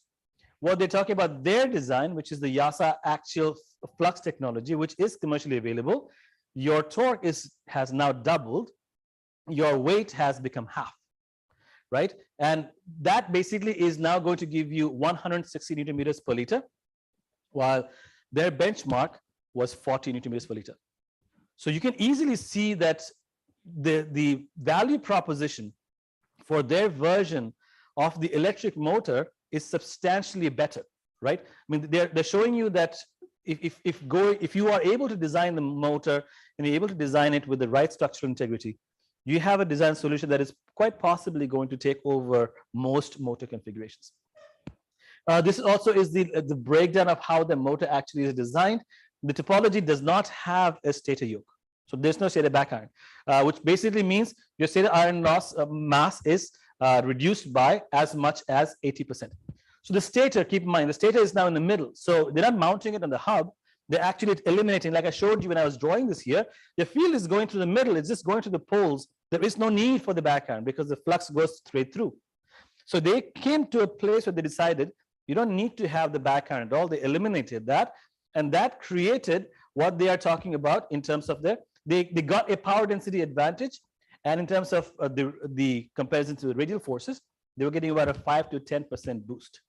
So that's a when it comes to electric motors, if you've designed one, you will realize that this kind of a change can be quite substantial, right? I mean, anybody, if you can claim you made a 5 to 10% improvement and your efficiency is riding a little above 96%, that's a very impressive number. But once again, I want to confirm and I want to reaffirm that I have no idea at this point. I have not verified these numbers. These are the numbers that they have posted on their website from the data sheets and such. That's what they have available. So if you look at the study of what they have actually done with the motor, the core advantage of the axial flux is that your spinning rotor has a larger diameter. And it's basically, like I said, it's not above the rotor, it's not inside the rotor, in particular, definitely not inside the rotor. It is rotating around, basically in front of the rotor, in front of the stator. And that gives you a lot of volume and radius that you can play with. Since torque is force times radius, that means you're a larger radius than a conventional motor, a conventional radial machine is always possible. The challenge, like I said, the bottleneck always was the design. So if you have the same permanent magnet, you get more torque. If you look at the modeling, now just kind of switching gears from the axial machine to a little more classic configuration. When you talk about permanent magnet motors, what you will notice is that you can go through the basic equations of Faraday's laws, right? We've seen this. You might have used this as well in some of your designs. And if you look at the mathematical calculations, Faraday's law tells you that V is equal to Ri plus di LDI dt, where basically it only gets there because you're talking about d lambda to dt, right? You're talking about the rate of change of flux linkage. Lambda is decomposed as, lambda is given as L times I, right? That's how you essentially get LDI dt plus IDL dt. If IDL dt was a function that changes with time, then that would not be eliminated.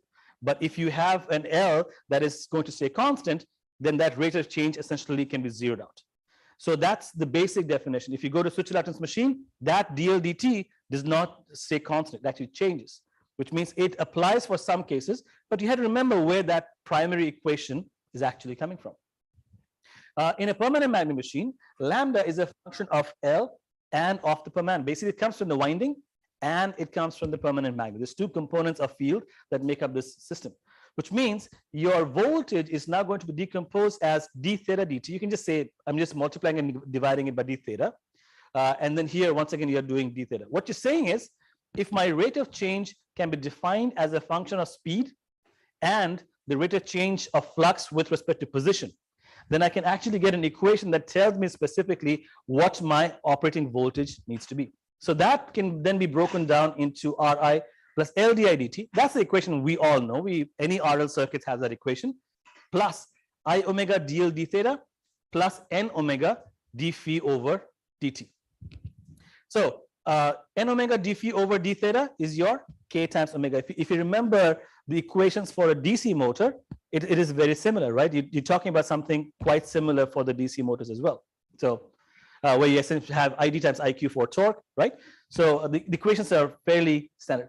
It's a very rudimentary design. If you're trying to do a benchmarking for your motor, you would actually have, you can see how old actually when I drew this out, because I actually still have a CRT on there.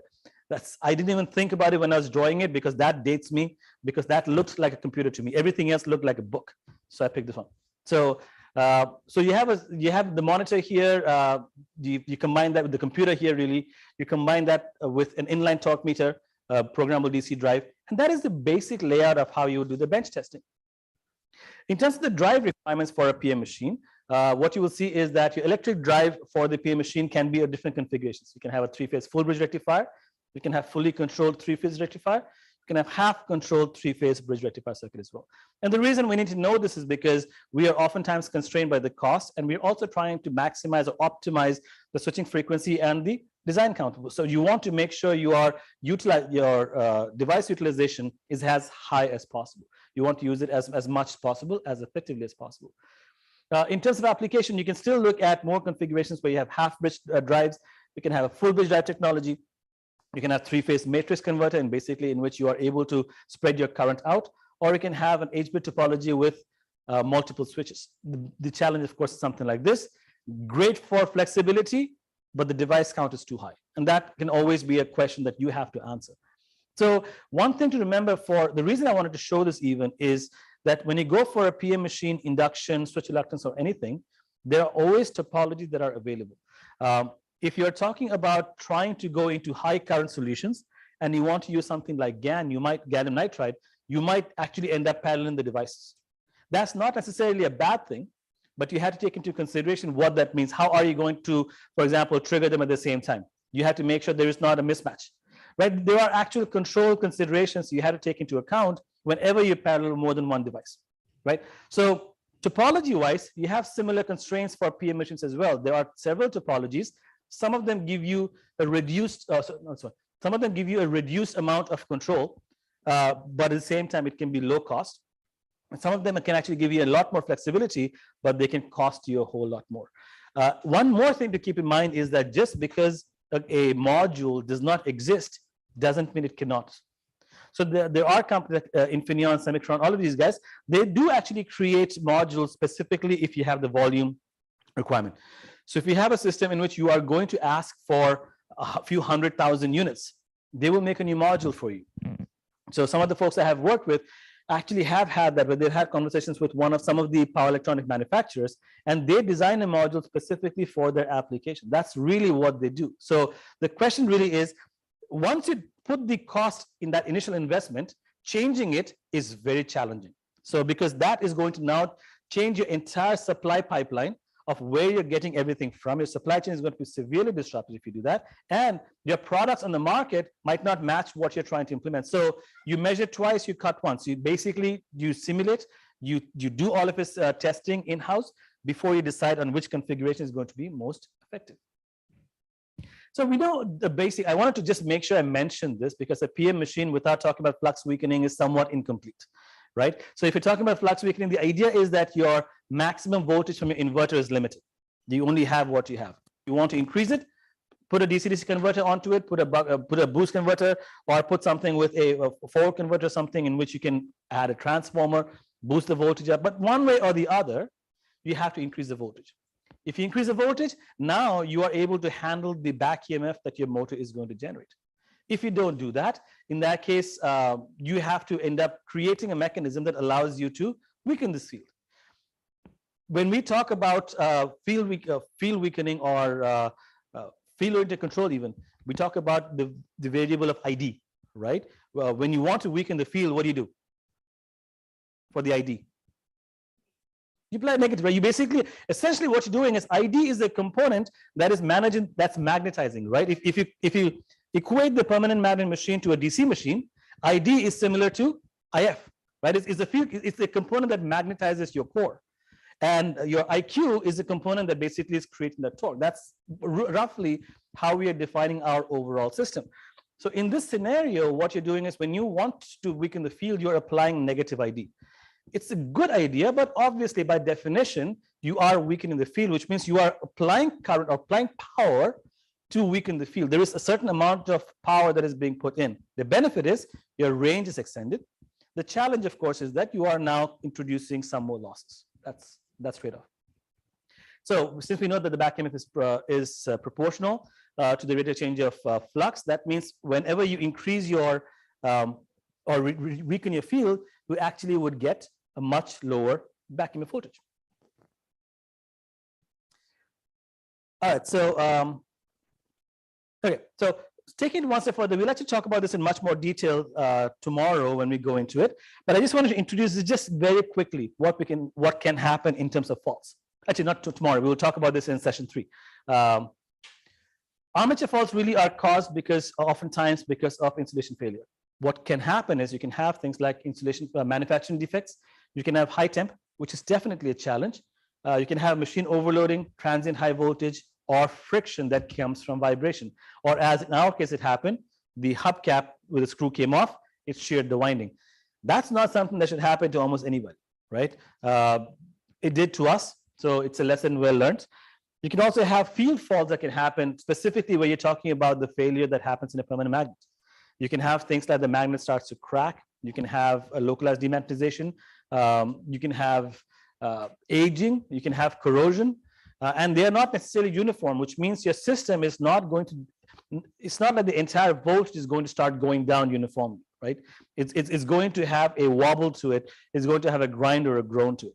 The question is, can you take your system offline? The reason why I always like to talk about faults is not because they're not predictable. Oftentimes, faults come with the question of, can I fix it?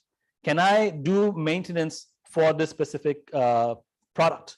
Right? For example, wind turbine, just because there's a fault doesn't mean you can take it offline. If you're driving a car, you have power steering, you end up with a fault. You cannot just stop driving, right? You can have a car that doesn't have power steering, but if the traction motor goes out, it's much worse. If you're trying to change lanes in your car and your power steering goes out, you might either overcompensate or you might undercompensate. You might not apply enough force to switch lanes. So faults have a very real reason why it is important to identify them as they start to happen. Whenever there is a change or a tendency of failure, that's what needs to happen. So that's the one I'm going to talk about in the third part when we talk about this, is specifically looking at the idea of faults. So the way everything is going right now, I might actually not go too far with it. I just want to kind of introduce the basic idea of what we know. Induction machine is, I'm keeping this part relatively simplistic, for the lack of a better word.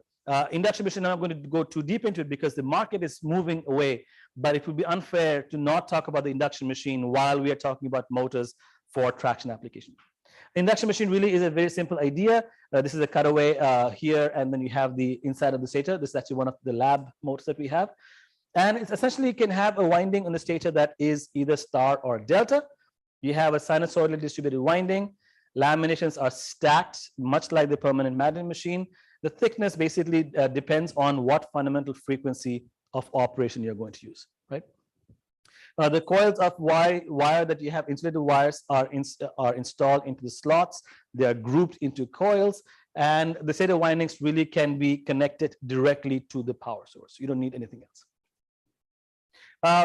This is one thing, basically, it's a wound rotor. I actually used to have, I think I might still have that. No, I don't. There was this very childish picture that I had of a squirrel running inside a cage, which is what actually causes it to be called a squirrel cage. It's very childish, but it gets the point across. Because the way the structure is made, you have end caps, which are conducting rings, right? You have end rings on either side, and end rings on either side, and then you have these bars that go across. So the idea is really very simple.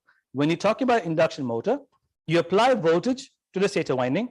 By Faraday's law, by Ohm's law, you create current, right? You have a certain resistance. Based on that, you create current. Current converts into magnetic field, and I would have loved in any other setting, I would have asked you what law that is, but not going there right now. But if you want to convert from current to magnetic flux, it'll be Ampere's law, right? So Ampere's law allows you to go from current to magnetic field. So electrical system to magnetic system. And then you have coupling. Principle of induction allows you to couple the field from the stator to the rotor. It cuts through the air, or basically it flows through the air. And as long as you have enough magnetomotive force in it, you will end up with coupling that gives you a meaningful value.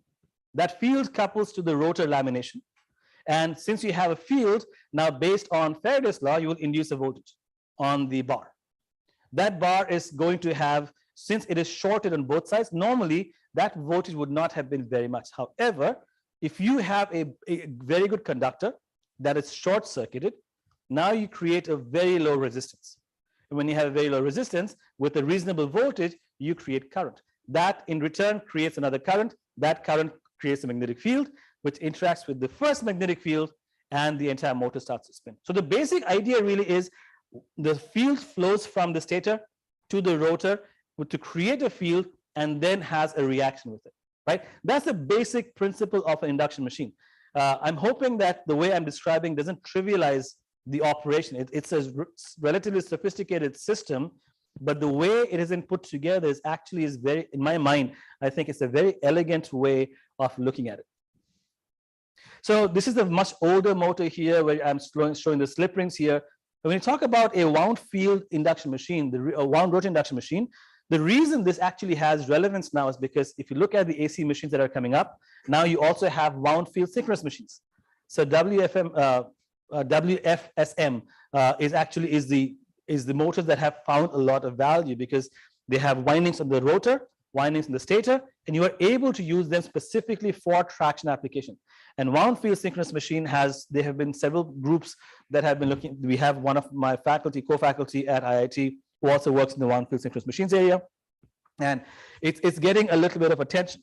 Still difficult to compete with PM machines, but it is proving to be quite an effective medium. The efficiencies are getting very close. The main difference between the wound rotor and the squirrel cage, by definition, is that you have windings on the rotor instead of bars, instead of creating the squirrel cage. You have coils that are connected through the slip rings, and they go to an external variable resistor. And the reason you're doing that is because you want to control the amount of current flowing through it. The rotating magnetic field produces the voltage in the rotor windings, and the rest of the process is exactly the same. But since we have a winding in the rotor, that's the only scenario in which you are able to control or connect the external supply, is by adding the idea of slip rings. Whenever you have a contact point between one surface that is moving and one that isn't, you're going to have wearing out, right? It's going to wear out. It will have maintenance issues. And that's the fundamental problem that wound field machines have dealt with.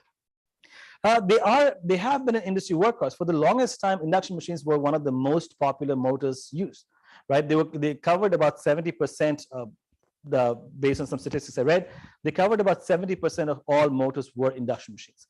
Partly because they can be line fed, and you can start them however you want. Just connect the three-phase motor to whatever you want, and as long as line frequency matches, it'll spin at the same speed, right? It doesn't have, and based on the loading that you are providing, your slip will control itself, or it'll basically, slip will vary itself. Now, in terms of the advantages, they are a very mature technology. It's been around for a really long time. They have relatively low cost. They're simple, they're rugged, they don't have any magnets, which means the supply chain can be easier. However, they have more copper, which creates its own challenge. They have reasonably high efficiency. There is no starting motor that's needed, and it meets the performance requirements of a wide variety of loads. So in terms of this, the speed that you have, the speed itself decreases with an increase in load. You have a high starting current, which can be as much as 200 to 250%, which can be very big problems. So we actually have to find a way to do a soft start, right, in which you actually lower the current that you are drawing for the motor. Otherwise, you can end up with either an over-designed converter or you end up burning something. And you have a low starting torque. That's a problem for a traction drive. Well, it's a limiting factor for a traction drive. You need to have a high starting torque when you are starting with your propulsion system. Because at low speeds, that's when you need the most amount of torque. So if it has a low starting torque value, you might not have enough tractive force to overcome the wheel and the aerodynamic drag and all that kind of stuff that comes with it. And the control of this motor can be somewhat complex, because for doing that, we end up going into a field-oriented control. You can have ideas like VO over F or voltage by frequency, keeping it that ratio constant. You can have that V by F control as well. But if you want to have a high grade control, in almost every scenario you will see people talking about field oriented or vector control, right? The challenge is, if you want to go into a generating mode, I guess we'll talk about that very briefly as well. When you start doing something like that, it is actually makes it a little more complicated. So in terms of the idea, when you apply the magnetic field, there is the difference, like I mentioned, between the stator magnetic field and the rotor magnetic field. The difference between the two frequencies is what we call as slip. By definition, if your load increases, what would happen to your slip? It increases, right? It's very simple, because there are two magnetic fields. One is coming from the electrical frequency that has nothing to do with the mechanical system. It's coming from what voltage you're applying and at what frequency. So it has its own frequency. The rotor, on the other hand, is a function of that field that has been generated plus the load that is holding it back or allowing it to free spin. If it free spins, what will the slip be? If the rotor has no load, no external load at all, just generally speaking, I mean, like, I'm not trying to put you guys in the spot, but what will be the slip if you have no load connected to the rotor? Near zero, yes. So it'll be somewhere near zero, right? So one of the things that you will see, one of the things that oftentimes I do end up hearing a lot is when people start talking about when you're working at a no load condition, they say slip will always be equal to 1. So the numbers are always oftentimes can get flipped very easily. But the idea is, when it's no load condition, your rotor is going to spin at nearly the same speed as your stator. So slip is going to be nearly zero, which means as you keep adding load, let's say you're going up a hill, you are starting your vehicle. In that scenario, the load that you're going to get will lead to a higher slip, which means you have to calculate what the slip is going to be and calculate the starting torque that comes for that specific operating condition. So slip is given basically as it is required. We don't have a choice. We need slip to create force in the induction machine. If it is load dependent, if you increase the load, slip increases along with it, and it's given as a function of the synchronous speed and the mechanical speed of the system. The equations for the governing equations are also fairly straightforward. You have the frequency that you get is actually the number of the synchronous speed times the number of pole pairs in the system. And you can calculate, if you know what the speed is, you can calculate the slip. If you know what the mechanicals, if you know the slip is, you can calculate the speed in response. So one idea here basically is that I had my figure is a lot less visible than I thought it was. So when you're talking about a transformer, it's oftentimes an induction machine is referred to as a rotating transformer. So I would have asked you once again why that is happening, but it actually says that right there in point number 2. So the suspense is not quite there. Normally it would have flown in separately with a moment there. But the idea really is very simple. You have a transformer in which, let's say you have an O core that is a ring core basically that's connected. All you have done is, if you had a certain response time where you applied a certain H, you got a certain flux density in response. All you have changed in the induction machine is that you have changed the air gap, the reluctance effectively, which means it takes a lot more magnetic field intensity to get the same amount of field, right? So if you want to get flux that is going to be the same value, now your current requirement, the H, needs to be much higher, which means your induction machine, the curve, the BH curve actually, or the flux curve for the H, starts to flatten out. And that's why oftentimes we refer to an induction machine as a rotating transformer. The power flow of the induction machine is actually quite similar as well. You have input power, you have losses in the stator, you have losses in the rotor. Whatever is left over you get as mechanical losses. So these are relatively simple equations. You might have seen them if you have taken machines courses at any point. You might have seen these equations in any of your classes. In terms of the electromechanical equations, the first thing you have to always remember is that we have two power equations. Power is equal to torque times omega, and power is equal to voltage times current, right? So which means whatever is not transferred from the input to the output, that's what your loss really ends up being, which means your input power, if you have a generator, in that case, you have the power that goes into your electrical output. Whatever's left is going to be a function of your losses. The equivalent circuit, this is something that is, once again, goes back to the idea of a transformer. If you remember what the transformer circuit is, this is actually just worth, if you do remember what the transformer equivalent circuit is, do you remember what the circuit looks like? What are the elements of a transformer equivalent circuit? You have at the input side, you have the winding, right? That is the R1, R0, X0, or R1, X1, whatever you call it. That is a series connected winding. So you have, okay, that's your copper loss component. What else?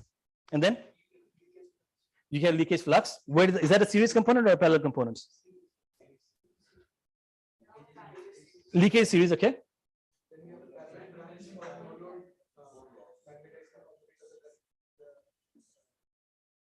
And thank you. This you have no idea. This makes me happy, mainly because I love to write on the whiteboard, but I normally hold myself back. But so okay, so when you're talking about this, let's just start with this basic definition, right? So this is let's call this R1 X1, just because that's the terminology I'm used to. So R1, what does the R1 symbolize here? Copper loss, right? It's your loss in your winding. What is this one? This is the leakage. This one?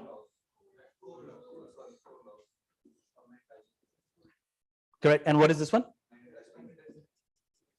XM, right? So this is your magnetizing component. So just to make sure we are on the same page, what does RC and XM represent? Core loss in terms. So is RC a real component? Is XM a real value? Are they or are they not real values? Or I guess the better question is, do RC and XM truly exist in a circuit form? No, right? So what is it? If you're talking about this physically, what does that mean for your system? It is the amount of current you're going to draw into your circuit, no matter whether or not. So if you want to turn on the transformer, there is the amount of current that is going to get sunk into the core. It's basically telling you how much losses you're going to get in the core. And XM. What is XM? Correct. What is magnetizing current? Correct. Exactly. So when you talk, it's wonderful. It makes me, once again, like I said, so if you look at the magnetic domains, the idea is you have domains that are actually randomly aligned. The idea of a magnetic domain or applying current to store energy is you essentially apply current flux in one direction that takes your field nearly something like this. They start to align, the dipoles start to align themselves in a direction, in the same direction as your magnetic field. The idea is straightforward. But what that means is that this energy is not a loss necessarily, right? That like an inductor does, it basically creates some amount of magnetic inertia for you, which means when you take away the external magnetic field, that flux can actually be released, right? When you start talking about ideas like a flyback converter, or you go in even further, you go into a forward converter, right? You have a tertiary, you have 3 windings on a forward converter. You specifically work to extract this energy, so it will actually send out the energy that is coming from the winding. So the same idea applies here as well. So after this, you have your turns ratio, and then of course you have the secondary. So the main difference that you will see between the transformer system and the induction machine is your output.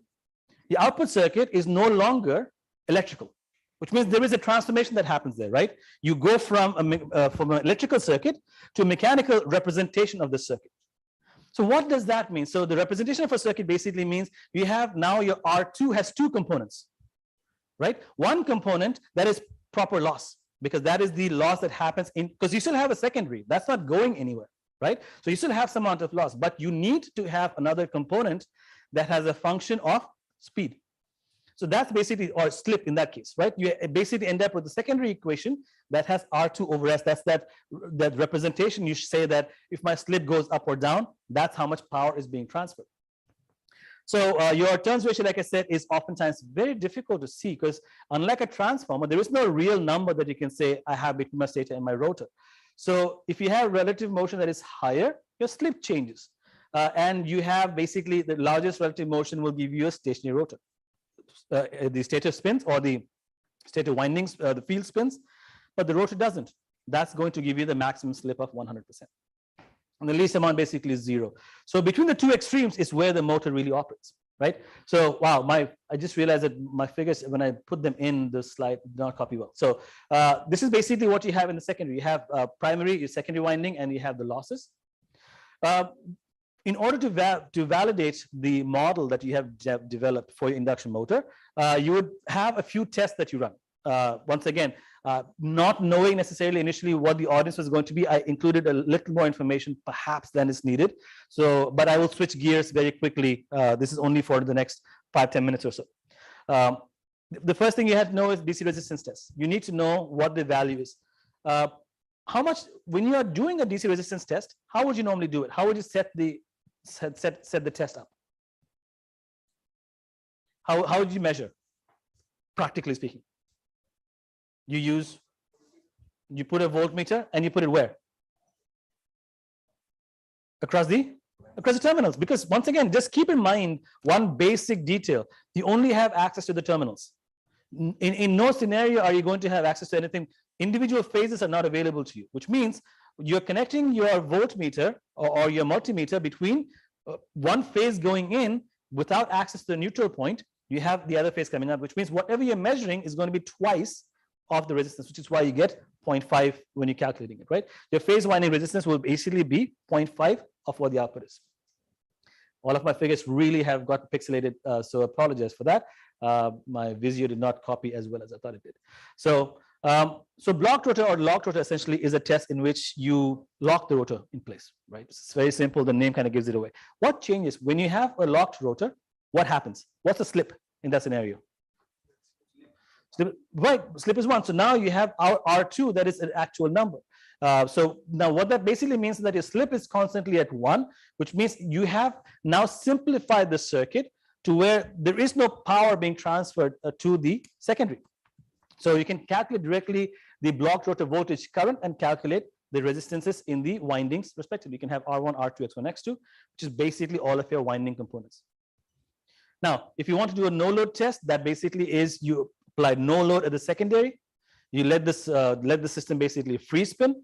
When you are free spinning, essentially you're going to get R2 over S is going to be very large, right? Because S is almost equal to 0. So R2 over S is very large, which means what? Open circuit, exactly. So if it's an open circuit, then a system simplifies very nicely for you, creating this series circuit that you can calculate. And when you do that, now you have characterized the core. So in the first test for the with the blocked rotor test, you characterized the windings. With the open circuit test, with the no load test, you essentially characterize the core. It is exactly the same approach as you would use for a transformer again, which is you had open circuit and short circuit test, right? When you did a short circuit, what do? You basically are saying that my secondary is taking essentially all the current going in is the maximum value. So you have to be, when you're doing a short circuit test, you gradually increase the voltage in the primary, because if you increase it too quickly, you will end up burning something on the secondary, right? That power transfer can be very dramatic. When you do open circuit test, you run it at rated voltage and you see what current you're getting, what current you're getting, because that will tell you what your core absorbs. So the idea is exactly the same. You are trying to eliminate, just like you do for a Thevenin circuit, you're trying to eliminate one of them at a time in whatever way you can do it. And by doing that, you are trying to characterize each one of these equations, assuming they are not changing. If there is a temperature change, that number does change along with it. So this is the induction motor test, open circuit and no load and blocked rotor test. And that allows you to calculate the overall equivalent circuit of this motor itself.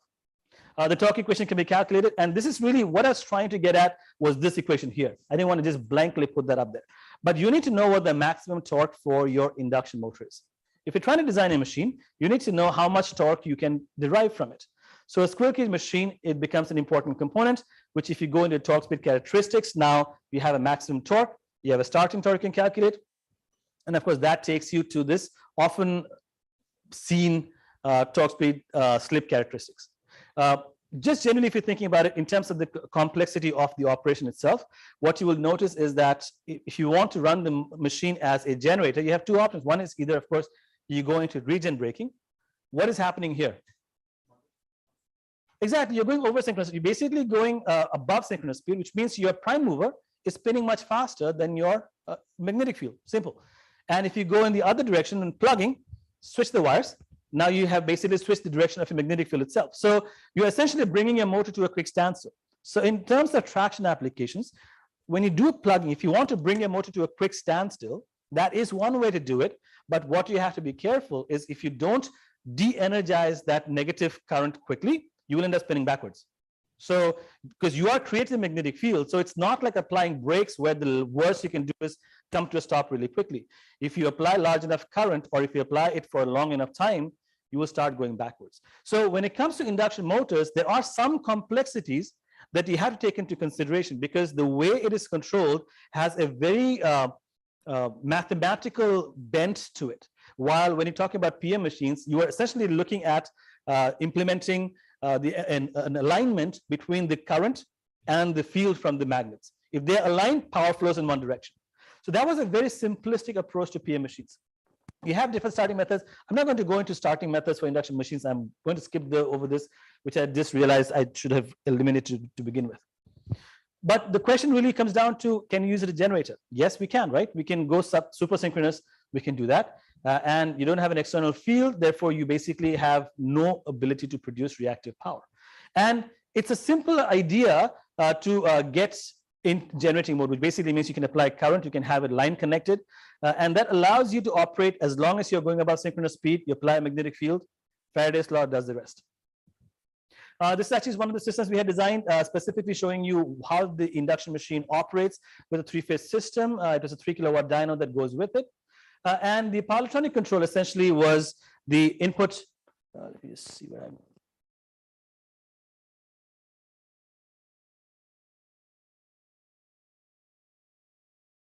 So I'm doing well. So in terms of my power electronic control, the input is basically driven by a three-phase supply, and two key variables that you're going to control is going to be voltage and frequency. You can either have a DC link converter, DC-DC converter, or you can have an AC to AC controller, but that usually is not the most effective way of controlling any AC system. So oftentimes we rectify it and then we invert that, right? So a DC link capacitor is placed at the output of the rectifier to make sure we don't have much ripple. So if you're talking about alternate topologies, this is something that might be of interest to you. So you can have different options. So anybody care to tell me why one would go for a doubly fed induction machine? What's the core advantage? The first one would of course be that you can do field weakening easily, right? We've already established that. If you can have winding on your rotor, you can control that current easily. What else? What else could possibly be any reason or an application where an ability of this nature? It might not be automotive, by the way. It might be something completely different, and that's okay. For example, let's just put it something like wind turbines. So, which is primarily the place where you would see induction, the doubly fed induction generators mostly used. Why would that be beneficial? Sorry?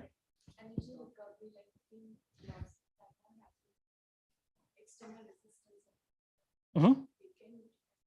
So I see where you're going with it, but if you want to think more along the lines of how you're going to control it, like what do you normally do for the induction machine? You rate a converter to be operating at its full power, right? You basically control the AC line because that's all you have access to. So on the stator frequency, so that is the power that's going in or coming out. Your converter has to be designed at full rated capacity. Now, if you change it over to doubly fed induction machine, one of the main reasons why it finds a lot of use is because you can control only the rotor side. The rotor is basically where you're controlling the magnetizing capability. You can connect it directly, the stator winding, to the line That means you don't need a converter at full capacity. All you need is a magnetizing component. So your rotor, which needs a magnetizing component, has to be a much smaller power level, because all it's doing is it's creating that magnetic field, the ID component that you needed. It creates that for you. And the rest of the work is being done by the external prime mover. In a squirrel cage machine, that was not an option, because the magnetizing component of current was coming from the same converter as you draw power from. So that is a very key difference, and that's kind of a similar perspective that wound field synchronous machine has also taken, is that you have the ability to control it much more effectively if you have more degrees of freedom. So, so the difference basically, like I said, is that there is no excitation in the rotor, and in most cases for wind turbine and such applications, you can have a much lower power level. What we did actually was, when we were talking about doubly-fed induction machines, one of the things we tried for this motor also was the idea of field reconstruction, because we were trying to optimize the performance of a doubly-fed induction machine, specifically to see whether we could maximize or optimize the amount of current we're going to draw. It definitely works, and the flux we got from our winding from the rotor, winding from the stator, could easily be added to get this exact performance. This is the converter I was talking about. So when you're looking at something like this, your grid ties directly to the machine, and then you have a converter that actually goes from the grid, but it now is only being used to power the rotor. The stator is directly line fed. So basically, you're getting the power straight into the grid. So this essentially gives you a step further in terms of alternate machine topology would be a linear induction machine, LIM, which is very useful for application like maglev systems, or if you look at the elevated trains and such, oftentimes they might end up, not every one of them, but quite a few of them do use linear induction motors. And the benefit basically is that you are able to get a much higher acceleration or deceleration, and there's not as much wear and tear. You can also have something called an EMAL, electromagnetic aircraft launch, which basically allows you to give that extra thrust, because if you think about an aircraft carrier that you have on a naval ship or something like that, you need a lot of force to basically launch it. So this basically gives you an extra boost. You will see those trays, or the trays, like something like a plate that basically allows you, I don't know what they're exactly called, but it basically gives you the extra plate. Imagine like you're throwing an airplane, much like that. This basically gives you that extra boost you need for launching. So that's called an EMAL. The EMAL actually is something that also can use a linear induction machine. And the benefit is that it actually gives you much better ease of maintenance, repair, and replacement, and it gives you much better control, reliable operation. In terms of the application itself, just very quickly, I wanted to go over some of these design specs here, but let's see, I'm trying to see where I should find a good stopping point. Let's just go through design points. I have enough time. I have about 5 minutes. I wanted to show you 3 quick design examples. All right. So these are actually references from a book by Professor Katie Chow. So you might actually have seen the book or the professor's name elsewhere. There are several people who are doing a lot of work in automotives, and he's definitely one of them. So the design criteria basically for the induction motor drives. This is a similar application, but we're looking at 3 different motors. We have induction, we have permanent magnet, and a switch reluctance motor. So let's say you basically have a propulsion design that you are very similar for induction application, industrial application, not much difference. You are talking about using laminated silicon cores, basically, and you're trying to reduce the loss as much as possible. You have Class C installation, and you have cast aluminum housing. You want to make sure you are in the reasonable voltage and low current range, and you're trying to lower the stray reactance to make sure you are able to do field weakening. So the design procedure for something like the induction machine essentially would have, primarily we start off with the design of the induction machine with geometry, the stator and rotor, followed by the parameters, and then you go into the characteristics, evaluate performance, and loop back in. So in terms of equations, the equations, mathematically speaking, can be complicated, and I fully understand that.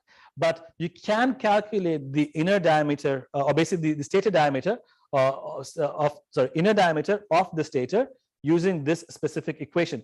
You will remember this we talked about yesterday, is A and B are the electric and the magnetic loading of the system, respectively. From that, you can calculate the air gap apparent power, And that gives you the option to calculate everything from effective core length, air gap, stator pitch. You have the tooth width, the slot height, and the number of turns. Here's why this is interesting. If you have a system like we were doing for field reconstruction, you can start to incorporate them into your design and create a method where you are basically creating something like a meta model. You are using the equations, you are causing small changes along the way, and then you end up with a design that is most effective for your specific application. So in terms of this as an example here, they were talking about a single motor configuration with the induction machine. The specs were given 360 volts, 10 kilowatts, 3000 RPM. It's relatively on the low speed side. And there is the specific planetary gear system that is provided to you. When you look at the design that specifically goes through that design process, what you will see is that you can define the torque speed capability of the system as a function of its flux, and you can directly get the output of your motor to be at the number you want. So you were looking at the commanded torque was given as rated torque was 32 Newton meters. This is not running at its maximum torque. This is closer to 32 Newton meters at 3000 RPM. It is running close to its rated value. So if you design variables right, you can get the equation properly. In terms of traction applications, there are a few motors that have used induction machines. One of them is the Ford Siemens EV. You have the EV1 in 1997. They actually used an induction machine. They had a gear ratio of 10.9 to 1. It basically gives you an axle torque of 149 Newton meters. And basically the Ford Ranger EV also used an induction machine. The one that we perhaps know most about is the Roadster. That was the one that made the splash saying induction machine is the way to go. And they give you a starting torque of about 400 Newton meters and a speed of 14,000 RPM. So if you look at the same idea for a PM motor design, the requirements are pretty much the same. Not much has changed in terms of your rated speed. You will see that you can still get the same performance criteria. You can actually define your torque speed profile for the given application. You can look at what flux level you're going to get for your motor. You can incorporate MEC into the model, magnetic equivalent circuit if you want, into the model. And that takes you into the same design. This is for an exterior rotor type PM drive. So you are basically trying to get a good efficiency map. You want to have efficiency higher than 90%. So you can start to close that loop for your machine design process with the same configuration. What you see here basically is that your efficiency can be improved from what it was before. And if you're talking about the application type, you have a Nissan Leaf that has a 24 kilowatt hour lithium-ion battery that is specifically giving you a propulsion power of 80 kilowatts and a torque of 254 Newton meters. You have Smart EV, which basically gives you it's the smart Fort now that you have, Fortware that you have, and it gives you a 55 kilowatts a permanent magnet BLD. So there are different applications. If we go for the last one, which is switch reluctance machine, the scenario changes a little bit, right? You have slightly different constraints. The methodology is still the same, but you need to have it operate at high saturation region. We will talk about this in much more details tomorrow. But the method here is very similar. You just have other metrics you had to take into consideration. The only reason I put it in this slide deck is just so you can see that there is a small difference between what we're doing here and what we're doing for the previous system.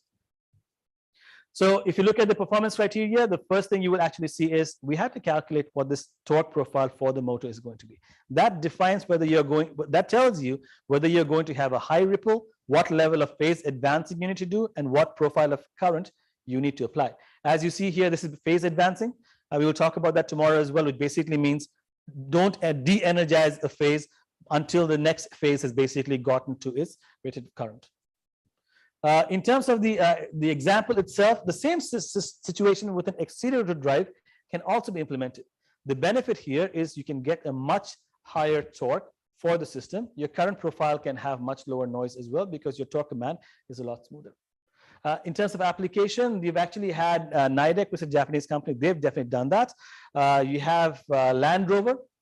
They actually had an EV that was powered by an SRM as well. So application for SRM is picking up a lot of steam.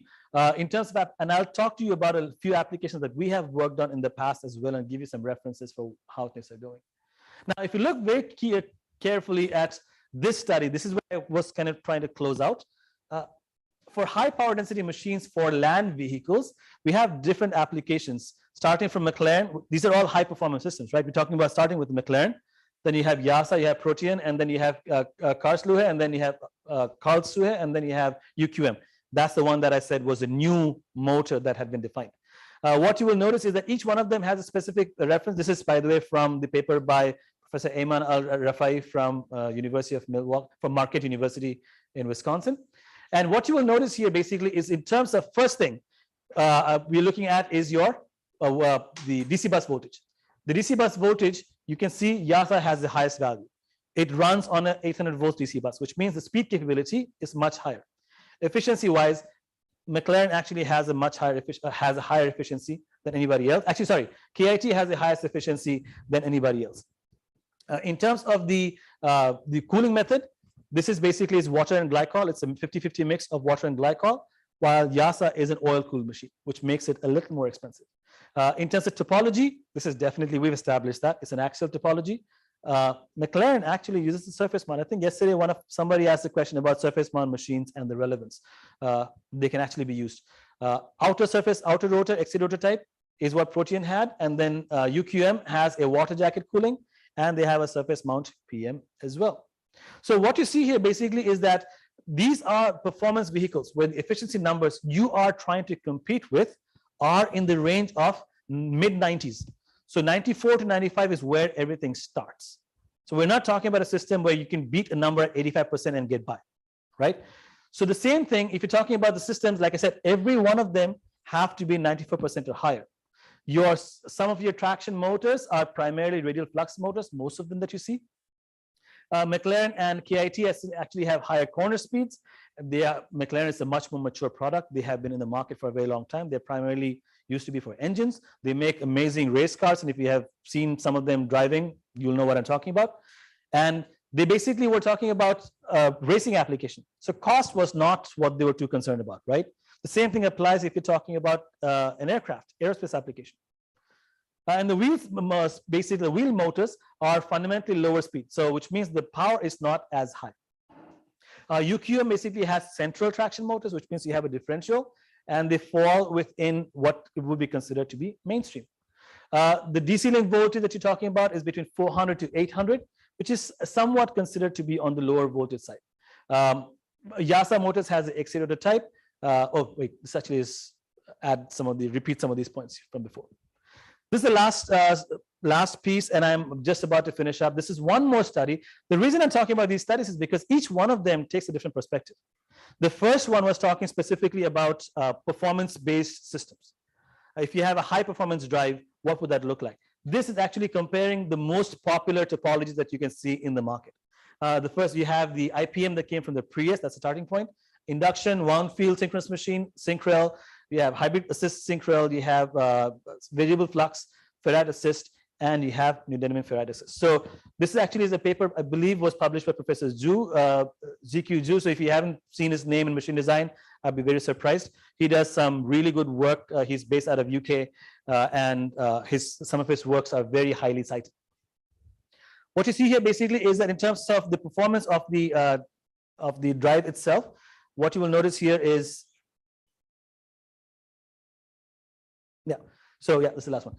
So what you will notice here is each of these topologies, if you look at the rated current operation versus peak current operation, the max current operation, specifically, they're very close in terms, they can be very close if you optimize it. One of the, I shouldn't say mistakes, but one of the challenges that people oftentimes tend to make is that they pick one motor that has not been optimized and then compare that to their motor which has been optimized. It is not fair to pick a motor that is off the shelf available for an application like a washer and dryer, and you say, I'm going to compare my motor with a motor that was designed for washer and dryer. Your operating points are vastly different. So if you're comparing that, then you are, even though it's the same topology, you might be making an apple to orange comparison. It's just not a fair comparison. But what you see here is that in terms of performance, the neodymium ferrite boron assist Sync-Rel has the highest peak capability, and your Prius motor is right there. The IPM is right there along with it. In terms of your power density that you're talking about, the power spec characteristics, the highest power goes with the hybrid RPM assist synchronous reluctance. So the way the design works is that it tells you there is no one single solution that's going to solve all of your problems. The popular topologies are popular specifically because there's a reason. Now, application that synchronous reluctance, I think, was what you're talking about. I'm not saying it's bad.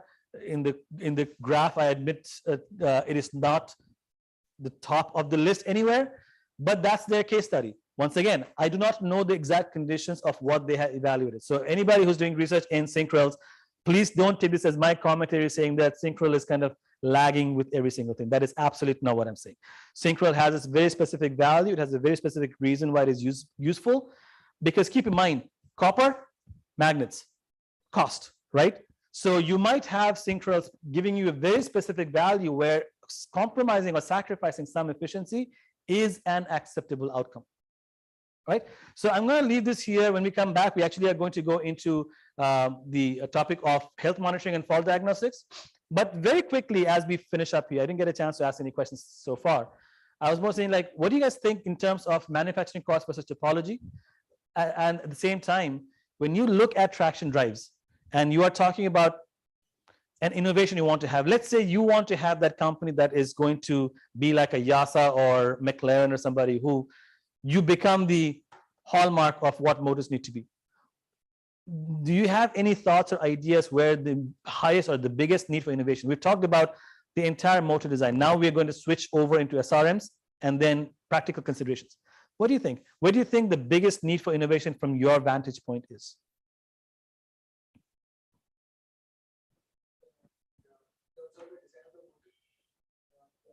Removing the parts, for example, our back iron part, which just So remove excess, which is not required. So that wherever the heat is generated, right? So try to have better moving. Right. So that will reduce the size overall and the power density.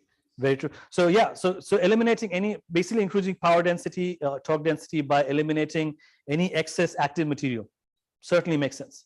Anything else?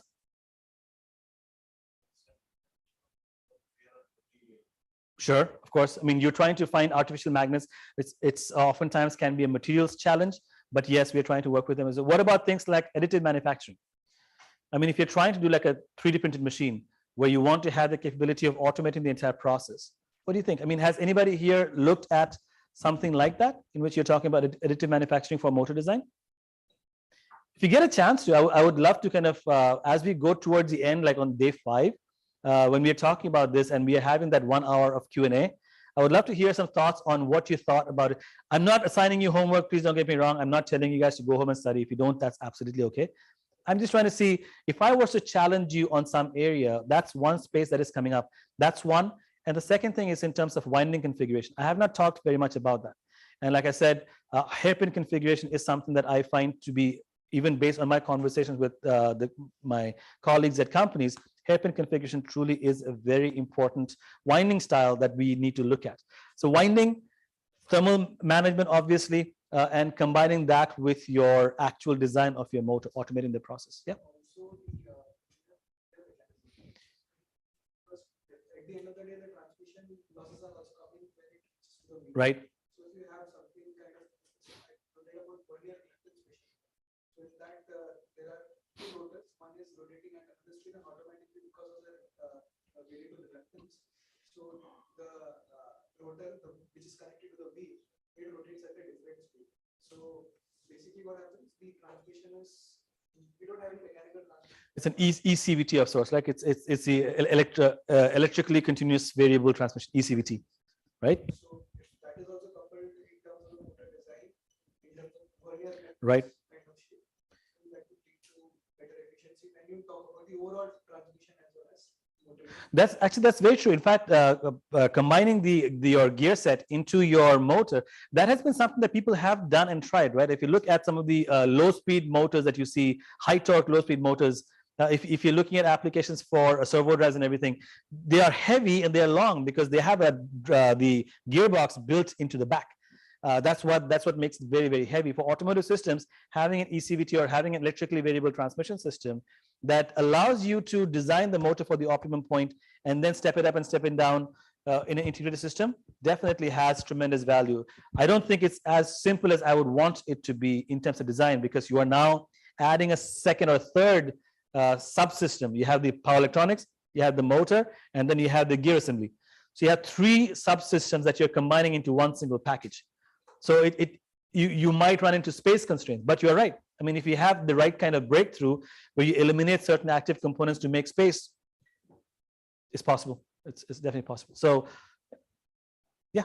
So when we do the retrofitting kind of exercises or any projects, Mhm. so we face very much challenge in integrating the motor along with the gearbox, right? As you Right. mentioned. Yeah. Like, is there any standards for maintaining the armature? Because normally what we face is like the armature diameter and the gearbox diameter, matching these two things and making a coupling for it. And since yesterday you mentioned like the river on stone has that corrosive effect. So what we face is the spline defect. Right. We have the mill splines in the armature and the mill splines in Uh-huh. the gearbox. Yeah. So due to continuous operation, what happens? There is a kind of wear and tear friction happens, and transmission losses also happen. So if it is the improvement can be done like as an integrated unit, like an e-axle. Yeah. Like for a transmission system, that would be. That's definitely, I think that'd be a fantastic idea. Have you had a chance to test or try something like that?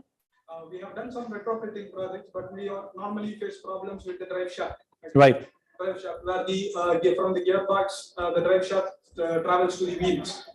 There during some like we participate in some SAE competitions like IBAGA. So we normally face the problems with the during the suspension traction event or during the maneuverability event, where we need to accelerate on a higher note, where the drive shaft plunges out of the gearbox and Right. creates so much problem. No, you're right. I mean, in fact, transmission design, as a matter of fact, you mentioned Baja competition as well. SAE has a few competitions. If you haven't had a chance to design something that, these problems are difficult to explain, mainly because it's such a hands-on, it's a very important and a very hands-on component. But you're right, transmission design, we also go for SAE, but we go for the formula SAE. And you're right, the design of the suspension design and transmission system definitely is a very complicated process.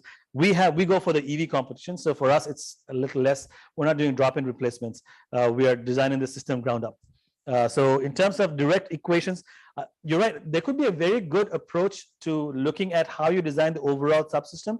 There are companies like Avial Powertrain who actually do work like that. They have some really good the solutions that they have published over the course of time. They're out of Michigan, but it's a little outside of my comfort zone. I don't do very much of that. I partner with people who do. So I appreciate the thought. I don't have a whole lot to add or to share with you from my perspective, but that's a great idea. Yeah. Okay. Yeah. Good. It'll take me down. Bolo. There was a curve of the material, hyperco material. Mm-hmm. And okay. Under that curve, you have mentioned 0.014. Okay. I just want to know the significance of that. Yeah, that one. 0.014 under the graph. Oh, this one. Okay. That's your lamination. That's your lamination thickness. This is the thickness of that. Yeah, it is basically for standard magnetic anneal versus a standard mechanical annealing. So it's the thickness with the annealing. So basically it shows you the BH curve with that specific style of annealing, where that lands with your BH curve. So this is not something that, it's not research. This is actually a spec sheet that they provided. So it tells you that depending on what kind of annealing has been done, this is what, for that thickness of the same thickness, basically, if you've gone to different processes, this is what your BH curve will be. So there's a small variation. The knee point happens slightly sooner for the one with the mechanical annealing. That's really the main reason. So there's so I don't, to my knowledge, I don't know if this specific thickness of 0.355 millimeters has a very specific value. As far as I could tell, the spec sheet was given for one operational for one lamination thickness point. I don't think there was any additional reason why they picked this number, but it just gives you one single basis point of comparison to show you that there is a knee point change, but the saturation point is the same for both of them. based after the annealing. Actually, in magnet software, there are two options for hyperco. It's 0.014 and 0.006. Okay. That's why I asked. That's interesting. Actually, I don't know. To be honest, I don't know. When I use Hyperco, I had to create my own BH curve.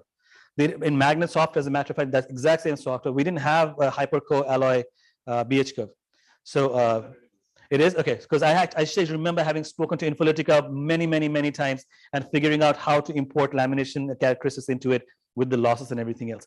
So that is something that I guess has changed. I don't know the answer to that question specifically about why they have just those two numbers. I think it might be worth looking into, at least doing a quick search to see if we are able to find information about why those two numbers only. So if you find something, you can let me know, or otherwise I'll take a look as well. Right. All right, folks, if you don't have any other questions, like I said, we will have another opportunity to talk later as well.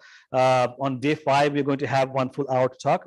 We will discuss that offline as well, but Professor Ragan will give you some more detail. I would love to have some questions from you. Please bear in mind that I don't have, this is what we're talking about is the overarching theme of electric vehicle traction motor design. It is almost impossible for any one person to say they know everything. I would say it is impossible for any one person to say they know everything, right? So if there are questions specifically that you do have that you would like to share, please share them out. That way, first and foremost, that way on the screen, we are able to share the question so that when the answer, we are able to share the answers. There is no lag in between the questions because they cannot otherwise hear you and then have to repeat the question. But at the same time, it also gives us an opportunity to kind of take a look at some of these questions. If you have questions dealing with your research that you have going on, it also gives an opportunity for people in the audience also to kind of share some of their experiences quite possibly. But I would love to hear what questions, challenges. I will bring some questions of my own. These were very basic, very general questions, but I will try to bring some questions of my own that I would like to see where you poll in terms of the information. But please share what you are able to share with a recording going. Keep that in mind. So if you don't want to be recorded, then be selective with what information you share openly, because once it's out there, it's out there. So, right. Thanks, guys. Thank you very much. I'll see you in the second half at 2 p.m., right? 2 p.m. So we will circulate one Google form today. Whatever questions you have, you please put. Then those questions will be answered by the professor by 5th day, 2 to 3, something like that. So that specific timing I will tell you later.